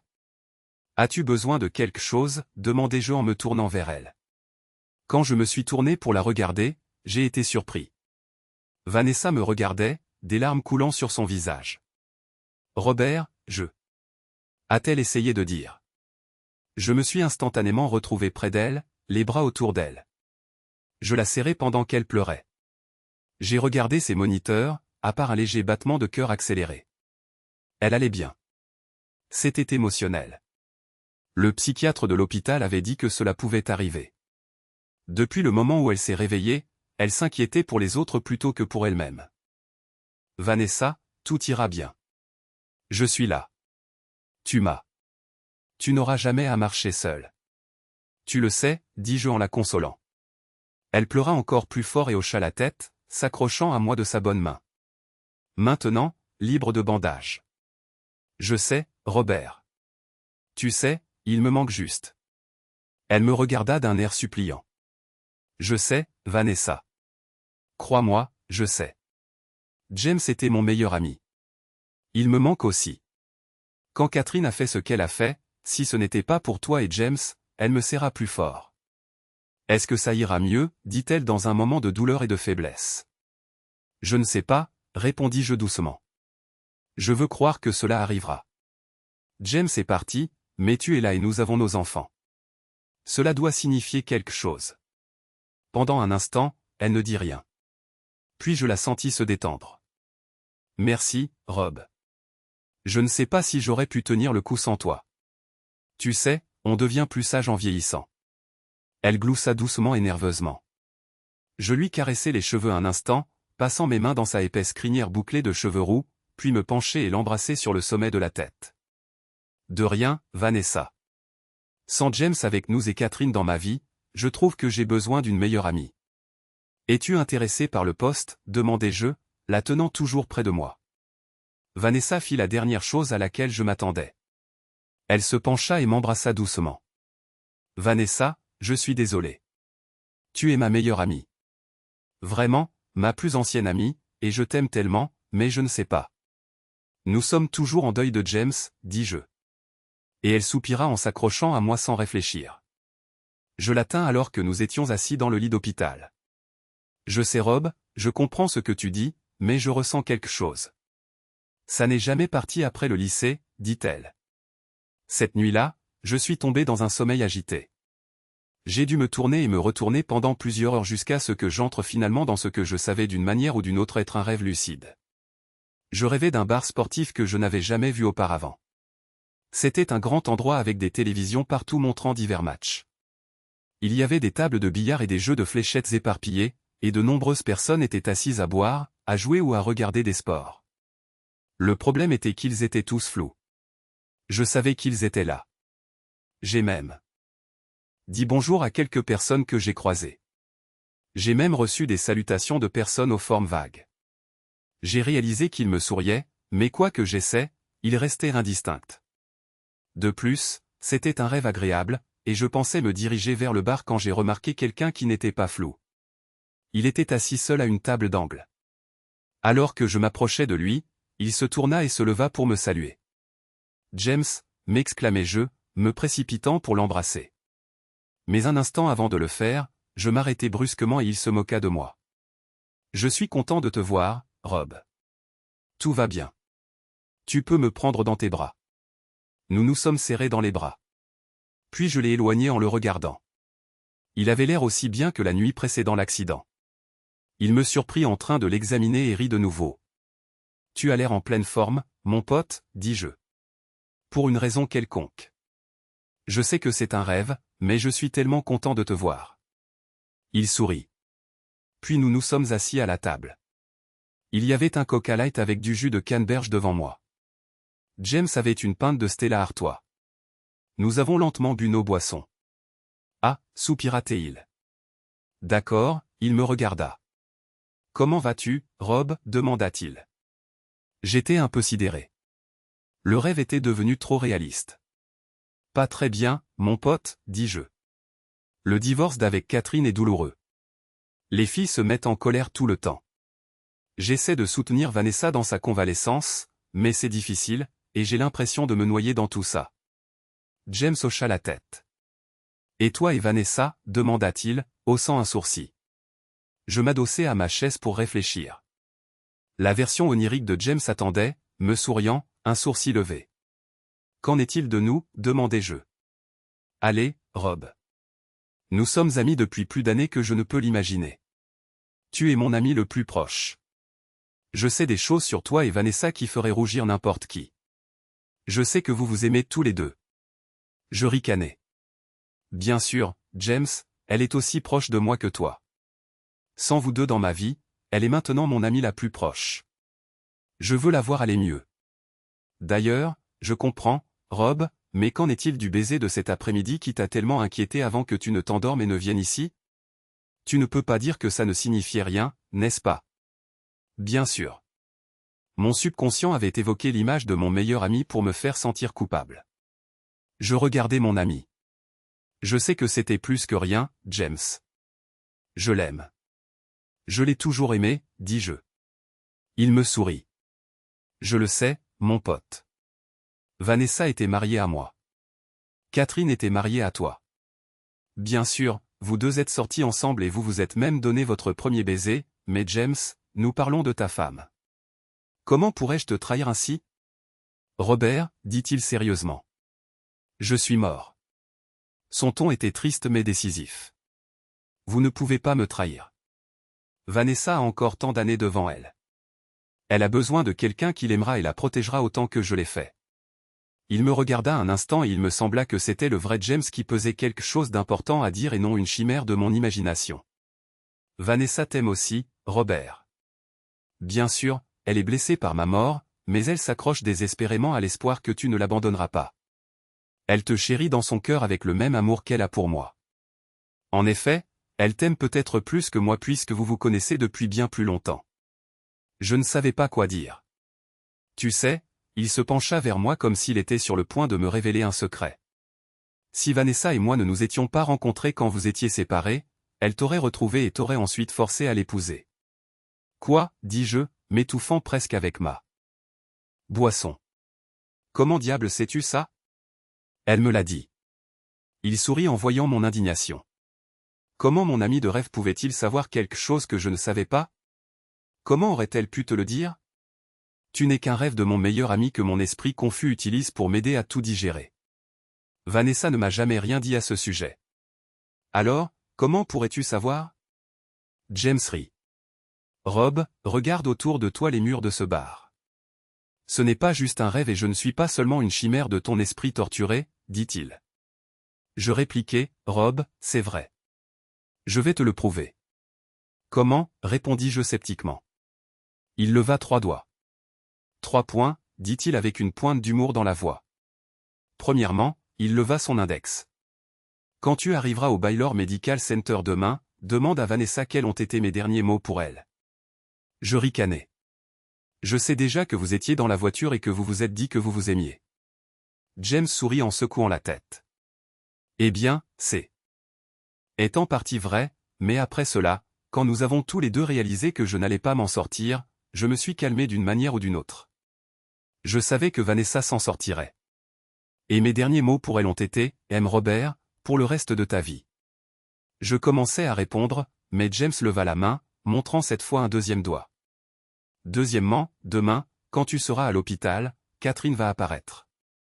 Ce ne sera pas joli à voir. James, c'est impossible. Troisièmement, dit-il, m'interrompant cette fois, en levant 3 doigts. Ma mère va t'apporter, à toi et à Vanessa, l'un de ces incroyables sandwichs au poulet de Tony S. Deli sur Preston Road. Elle vous fera savoir qu'elle pensait à vous deux pendant qu'elle conduisait. Elle portera des crocs jaunes vifs. Je regardais mon ami. Il rit de moi à nouveau. James, comment peux-tu savoir cela puisque c'est un rêve et que tu es mort, demandai-je à mon ami. Il toucha le bout de son nez comme si c'était un secret. Honnêtement, je n'ai pas le droit d'en parler beaucoup. Il m'a dit, c'est un miracle que j'ai même été autorisé à rencontrer Vanessa et toi, mais on m'a demandé de te rencontrer, alors me voilà. Je suis heureux de passer plus de temps avec toi. Je ne l'ai pas cru, mais j'ai dû admettre que j'étais content de lui dire que j'étais content de le voir aussi. Alors, si cela se produit, que devrais-je faire? L'épouser? Demandai-je à James. James rit de nouveau. C'est ton affaire, mon ami. Mais si tu épouses Vanessa, tu auras ma bénédiction. Il prit son verre et me tira de la banquette jusqu'à la table de billard. C'est quelque chose que je n'ai pas pu dire de mon vivant. Mais aime-la farouchement, Rob. Rends-moi fier d'être ton meilleur ami, peu importe ce que tu choisis. Il me sembla que pendant l'heure suivante, nous jouâmes au billard, buvions, et à un moment donné, je crois que nous chantâmes des chansons de karaoké au bar. Quelques autres clients se joignirent même à nous, bien que je ne puisse toujours pas me souvenir d'eux clairement, à l'exception d'un autre gars. J'avais l'impression qu'il s'occupait de l'endroit où jouait un rôle important ici. Quoi qu'il en soit, pendant que nous buvions et nous amusions, tout s'est estompé. Mon dernier souvenir fut James se penchant sur moi alors que nous nous disions au revoir, me serrant dans ses bras et me remerciant d'être son ami. Je me suis réveillé avec des larmes chaudes coulant sur mon visage. J'étais triste mais aussi heureux. Cette fois, j'avais même réussi à lui dire au revoir. Au moment où je m'étais rasé et habillé, j'avais presque oublié le rêve. Je suis passé au bureau de Mitchell Interior Solutions pour consulter mes chefs de projet. Tout le monde savait que je passais beaucoup de temps dans la chambre d'hôpital de Vanessa au Baylor Medical Center et que je terminais aussi le déménagement au cours des prochaines semaines. Mon assistante de direction, Linda, avait préparé tous mes documents pour aujourd'hui et accepté ceux sur lesquels j'avais travaillé hier. Elle m'a ensuite conduit dans une salle de conférence où j'ai travaillé avec mes managers pendant 1 heure avant de me rendre à l'hôpital. Il était environ l'heure du déjeuner quand je suis arrivé au Baylor Medical Center. Vanessa a souri quand je suis entré dans la chambre. Les médecins lui avaient dit que même si elle avait encore un long chemin à parcourir, elle pourrait rentrer chez elle dans quelques semaines. Elle s'était plainte d'être fatiguée de la chambre d'hôpital depuis plusieurs jours. Et bien qu'ils aient réussi à la déplacer dans une chambre avec une fenêtre donnant sur les jardins de l'hôpital, elle voulait sortir de ses 4 murs. J'étais content pour elle. Si elle pouvait s'installer chez elle, cela l'aiderait beaucoup. Nous parlions de ce qu'elle ressentirait en dormant dans son propre lit quand la mère de James, Ruth, est entrée. Je ne connaissais pas Ruth aussi bien que la mère de Vanessa, Eleanor. Nous étions des connaissances qui se respectaient mutuellement. Elle sourit en entrant dans la chambre. « Vanessa, dit-elle d'un ton chaleureux et amical. Tu as l'air tellement mieux aujourd'hui. Et Robert a l'air si beau et attentionné. Tu as été si gentil de te soucier autant de Vanessa. Je sais que James serait si fier de toi. » Elle dit cela en se penchant pour embrasser Vanessa.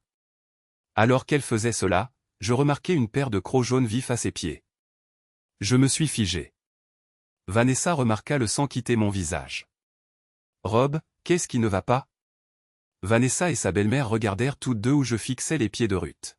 « Y a-t-il quelque chose qui ne va pas avec mes crocs ?» demanda Ruth en fronçant les sourcils. « Je les ai achetés hier sur commande spéciale.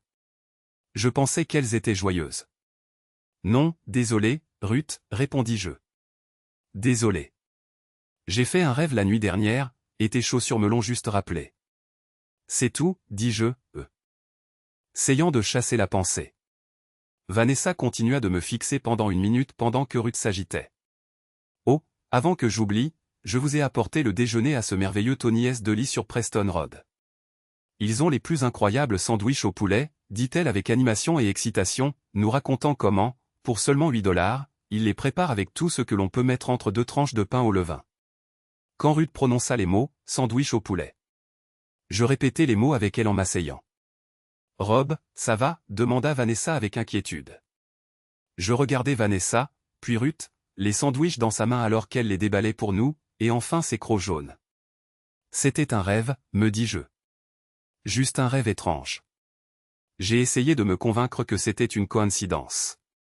J'ai essayé de me justifier en disant aux 2 dames que j'étais juste fatigué. Ruth ne me connaissait pas assez bien pour protester.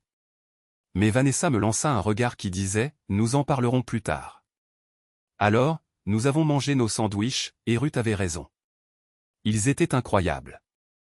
Imaginez couche après couche de dinde, de salade de poulet, de tomates, de fromage, de germes, d'avocat, de sauce spéciale, et quelque chose qui avait le goût de moutarde au miel, pris en sandwich entre 2 tranches de pain au levain très moelleuse mais copieuse. Et vous avez un déjeuner qui fera chanter vos papilles. Après le déjeuner, nous nous sommes assis et avons bavardé de tout et de rien, surtout de la météo et de la façon dont nous allions ramener Vanessa à la maison. Je n'étais plus si inquiet et commençais à me détendre, me reposant dans le calme de l'après-midi lorsque Catherine entra dans la pièce. Catherine portait un jean et un chemisier de créateur, ses cheveux noués en un chignon parfait. Je devais admettre qu'elle avait bonne allure, peut-être un peu plus mince que la dernière fois que je l'avais vue, mais bien néanmoins. Elle tenait un bouquet de fleurs coûteuses et un cadeau emballé, marchant comme si elle était censée être là. Elle marchait comme si les derniers mois n'avaient jamais eu lieu. « Oh, Vanessa, je suis si heureuse de te voir. »« Tu as bonne mine, tout bien considéré, » dit Catherine. Elle regarda autour de la pièce, puis me remarqua. Et soudain, toute son attitude changea radicalement. « Robert, grogna-t-elle. Qu'est-ce que tu fais ici? C'est de ta faute si Vanessa est ici et que James est mort. Tu n'as aucun droit d'être ici. Une fois que j'aurai divorcé de toi, je m'assurerai que Vanessa soit prise en charge et qu'elle n'ait plus jamais à revoir ta sale figure. » Je me suis levé, des nuages d'orage s'amoncelant en moi. « Sors, » dit une voix calme. Tout le monde se tourna vers le lit où Vanessa regardait Catherine avec de la tristesse dans les yeux. « Vanessa, c'est bon. Je vais virer Robert d'ici, » dit Catherine. « Non, il va rester et tu vas partir, » répondit Vanessa, des larmes commençant à couler lentement sur son visage. Et je fis un pas vers Catherine. « Catherine, tu dois y aller. Écoute-moi. Cette fois, tu dois partir. » Catherine eut une crise de rage. Elle jeta le cadeau par terre, et nous entendîmes quelque chose se briser à l'intérieur. Les fleurs furent ensuite jetées contre le mur. Je fis 2 pas, me plaçant entre Catherine et le lit d'hôpital de Vanessa. Ruth resta stupéfaite en arrière-plan. Catherine se lança dans une tirade. « Pourquoi, Robert? Qu'est-ce que tu lui as raconté, bon sang? Elle sait que tu es à blâmer pour la mort de James. N'est-ce pas? Pourquoi diable pense-t-elle que j'ai quoi que ce soit à voir avec son accident ou avec toi? C'est toi qui dois partir. Je m'occuperai de Vanessa. Je resterai avec elle pour m'assurer qu'elle va bien maintenant qu'elle a perdu son mari. » Elle regarda ensuite le moignon de Vanessa où se trouvait son bras gauche. « Et je serai heureuse de m'assurer qu'elle est prise en charge. » Je grognai. « Qu'est-ce qui te fait croire que tu peux venir ici après plus de 2 mois sans jamais rien demander à son sujet et penser que tu as le droit de parler à Vanessa? » « Rob, » dit Vanessa depuis le lit. Je pointai le lit derrière moi. Vanessa a perdu son mari. J'ai perdu mon meilleur ami. Les enfants et moi sommes ici tous les jours depuis l'accident. Où étais-tu? Je commençai à énumérer mes griefs lorsque la voix de Vanessa retentit à nouveau, plus insistante. Robert, continuai-je d'avancer. Je sais pourquoi tu étais là. Tu as perdu ton emploi. Tes parents en ont marre de tes drames dans leur chambre d'amis. Tes filles ne veulent pas te parler. Alors, tu as pensé que tu allais manipuler Vanessa, essayant de vivre de ses revenus jusqu'à ce qu'elle en ait marre de tes conneries. Robert? La voix de Vanessa retentit plus insistante pour la 3e fois. Je me tournai vers Vanessa, en colère d'être interrompu et vis le regard suppliant sur le visage de ma meilleure amie. Ma colère fondit instantanément. Désolé, marmonnai-je. Ce n'est rien, répondit Vanessa. Elle tourna la tête pour regarder directement Catherine. Catherine, tu dois partir. Compte tenu de la façon dont tu as traité Robert, sans parler de la petite crise que tu viens de faire, cela montre que tu n'es pas mon ami. N'ose pas utiliser la mort de James comme excuse pour blâmer Robert. Tu es devenu une créature vile et dégoûtante. J'ai honte de te considérer comme mon ami, et encore moins de te faire confiance. Catherine commença à protester, mais Vanessa leva son moignon. Laisse tomber, Catherine. Tu ne peux pas rester ici. Je ne suis plus ton ami et tu n'es pas la bienvenue ici. Dois-je appeler la sécurité pour te faire sortir, demanda Vanessa à sa future ex-femme qui plaida. C'est injuste. Personne ne l'est. Non, Catherine, l'interrompit Vanessa, la colère montant dans sa voix. Ce qui n'est pas juste, c'est que mon mari soit mort et que je sois handicapé à vie parce que tu as décidé de tromper ton mari, qui est l'un de mes amis les plus proches. La chambre tomba dans le silence. Les seuls sons venaient du couloir de l'hôpital. Personne ne dit rien. Puis un froncement de sourcils apparut sur le visage de Catherine, que j'avais appris à associer à son déni de tout ce qui l'entourait et de la vie en général. Elle regarda de Vanessa à moi, puis de nouveau à Vanessa et enfin une dernière fois à Vanessa. Chaque fois qu'elle regardait, toute une gamme d'émotions se reflétait sur son visage, mais le froncement de sourcils demeurait. Quand elle regarda Vanessa une dernière fois, le venin éclata. « Eh bien, va te faire voir, Vanessa. Je vois comment ça se passe. Le corps de ton mari n'est même pas encore refroidi dans la tombe. Et tu es déjà avec mon mari. Espèce d'hypocrite. » Elle ne finit pas sa phrase car je saisis le bras de Catherine et la menai hors de la chambre. Je savais que la sécurité serait à proximité. Je me tournai vers ma femme. « Catherine, je ne sais pas ce qui ne va pas chez toi, bon sang. Je ne sais pas ce qui t'a fait passer d'une épouse aimante et d'une amie attentionnée à un cauchemar absolu, mais cela va s'arrêter tout de suite, lui dis-je avec détermination. Catherine, pour l'amour de Dieu, tais-toi et recule. Robert, dit-elle. Non, Catherine, j'en ai assez. Tu as rompu toutes les relations autour de toi, de tes filles à tes amis en passant par moi. Personne, et je dis bien personne, ne veut de toi à moins de 100 mètres de nous. Tu es devenue une parasite narcissique qui ne semble pas se soucier de ceux qui t'entourent. Les portes s'ouvrirent et 2 gardes costauds sortirent. Ils nous remarquèrent, Catherine et moi. Ça va, monsieur Mitchell, demanda l'un. Pète, ajouta le plus grand des 2 gardes. Je la lâchai d'un geste de la main. C'est bon, Pète. Catherine était juste un peu émue et contrariée en voyant Vanessa dans son lit d'hôpital. Cependant, elle était sur le point de partir. N'est-ce pas, Catherine? Catherine me regarda, puis les gardes, résignée. Bien sûr, à plus tard, Robert. Elle dit cela, et je secouai la tête. Nous regardâmes Catherine partir et les gardes me raccompagnèrent dans la chambre de Vanessa où Ruth et Vanessa chuchotaient. Après s'être assuré que Vanessa allait bien, les agents de sécurité partirent. Le personnel de nettoyage vint ranger le désordre causé par le cadeau.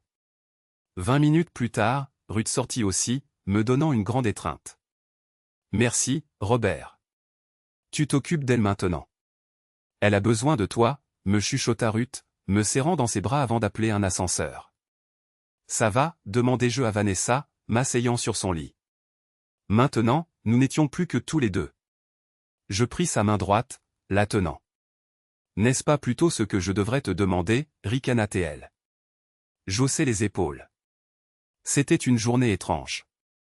Mais ce n'est qu'après la confrontation avec Catherine que je me suis senti, je fis une pause, je ne sais pas, mal à l'aise.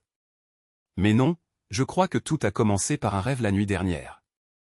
La tête de Vanessa se tourna brusquement pour me regarder. Un rêve, demanda-t-elle. J'acquiesçai. Oui. Je n'ai pas pu dormir la nuit dernière quand je suis rentré. Je rougis. Je pense qu'elle réalisa que notre baiser en était en partie la cause. De toute façon, je ne pouvais pas dormir. Je me tournais et me retournais, mais quand je me suis enfin endormi, j'ai rêvé de James dans un bar. Vanessa hocha la tête, presque compréhensive. C'était étrange. C'est comme si je savais que c'était un rêve. C'était un grand bar sportif. Il y avait d'autres personnes, mais c'était comme si elles étaient floues. Tout le monde était flou. Enfin, à l'exception de James et d'un autre gars, dont je ne me souviens pas. James était très clair. Nous avons parlé.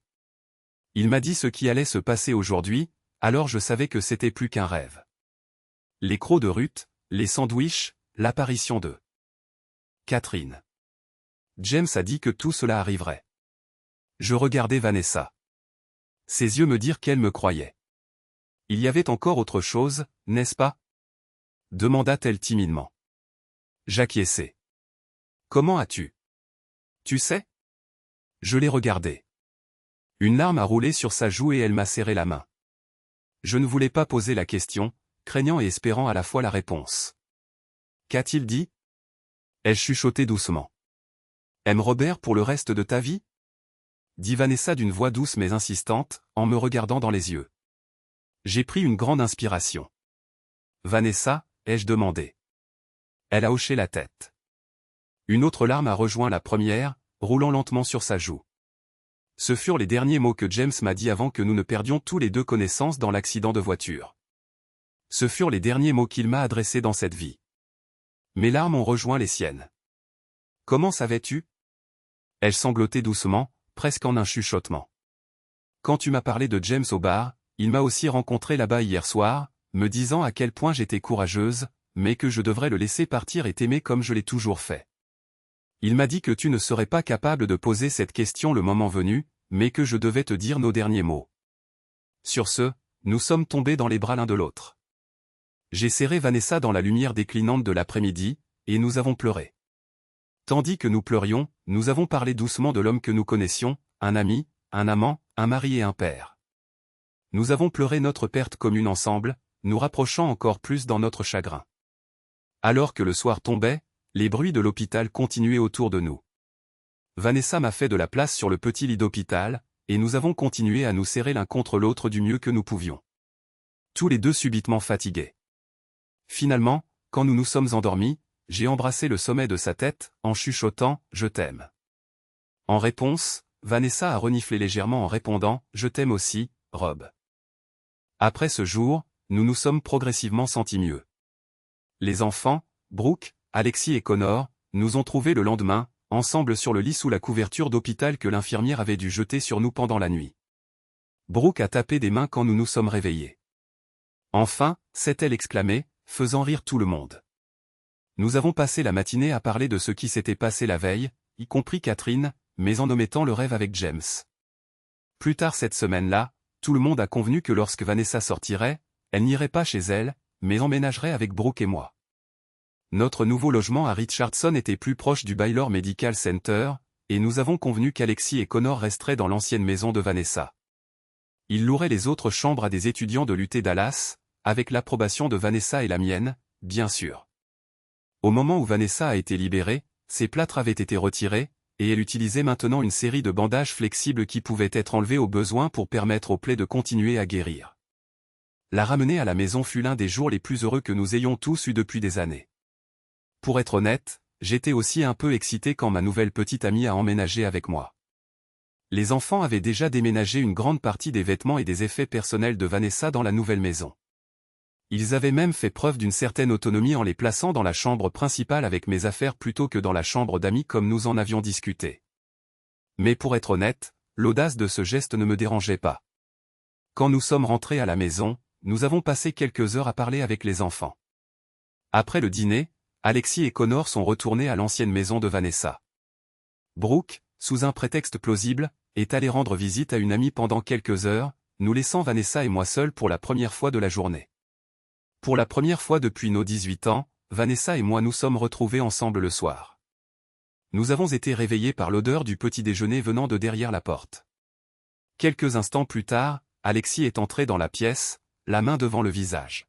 « Couvrez-vous, vous deux. » « J'entre » a-t-elle dit en souriant et en baissant sa main quand elle a vu que nous étions tous les deux couverts d'un drap. « Bien dormi » a-t-elle demandé. « Magnifiquement, chérie » a répondu Vanessa d'une voix ensommeillée. C'est tellement agréable de dormir à nouveau dans un lit normal. Elle m'a regardé et a ajouté, dormir à côté de celui que tu aimes. Le petit déjeuner est prêt.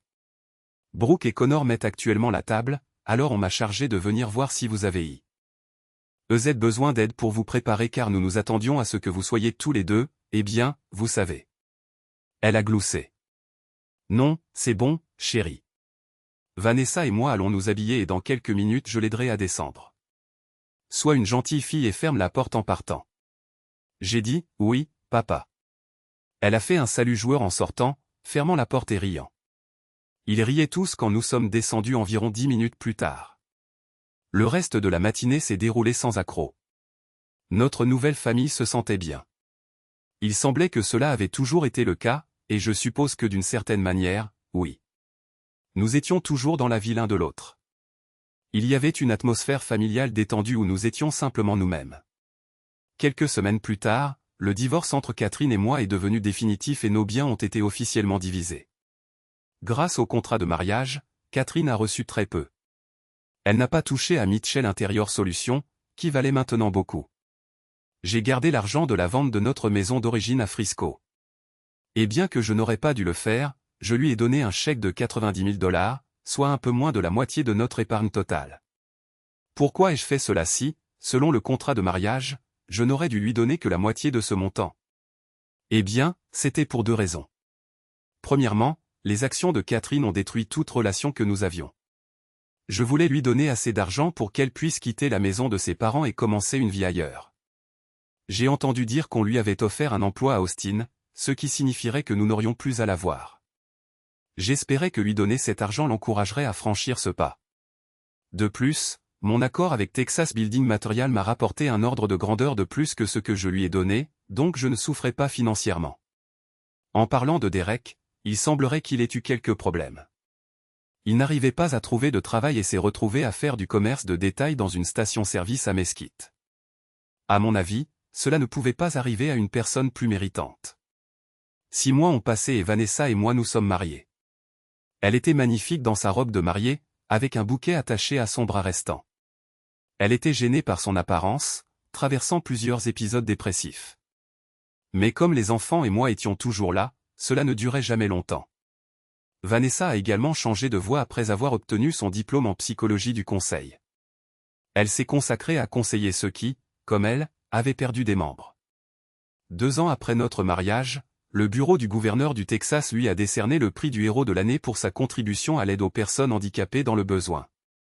Dans son discours, elle a remercié sa famille et ses amis, puis m'a appelé sur scène, me citant comme la principale raison de son succès parce que j'avais été là pour elle pendant qu'elle se remettait de son accident. Ce fut une période intense. Vanessa et moi avons donné plusieurs interviews aux médias. Nous avons même participé à des émissions matinales pour parler des défis physiques et mentaux des personnes handicapées. Ma femme était une beauté et malgré son handicap, elle n'a jamais permis à quiconque de la voir s'inquiéter ou pleurer pendant les moments de déprime. Elle savait que j'étais là pour l'aider à se relever. L'amour que Vanessa et moi avions l'un pour l'autre grandissait chaque jour. Même si nous avions nos différences, nous nous pardonnions toujours et n'allions jamais nous coucher en colère. Nous n'avons pas revu Catherine avant environ 3 ans, jusqu'au mariage d'Alexis et Connor.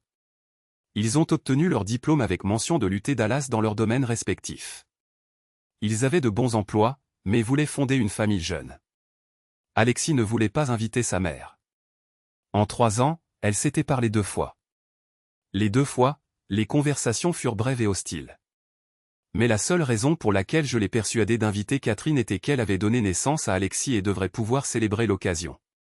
Au final, Alexis a cédé mais a demandé que Catherine soit assise à l'une des tables avec les invités ordinaires plutôt qu'à la table de la famille.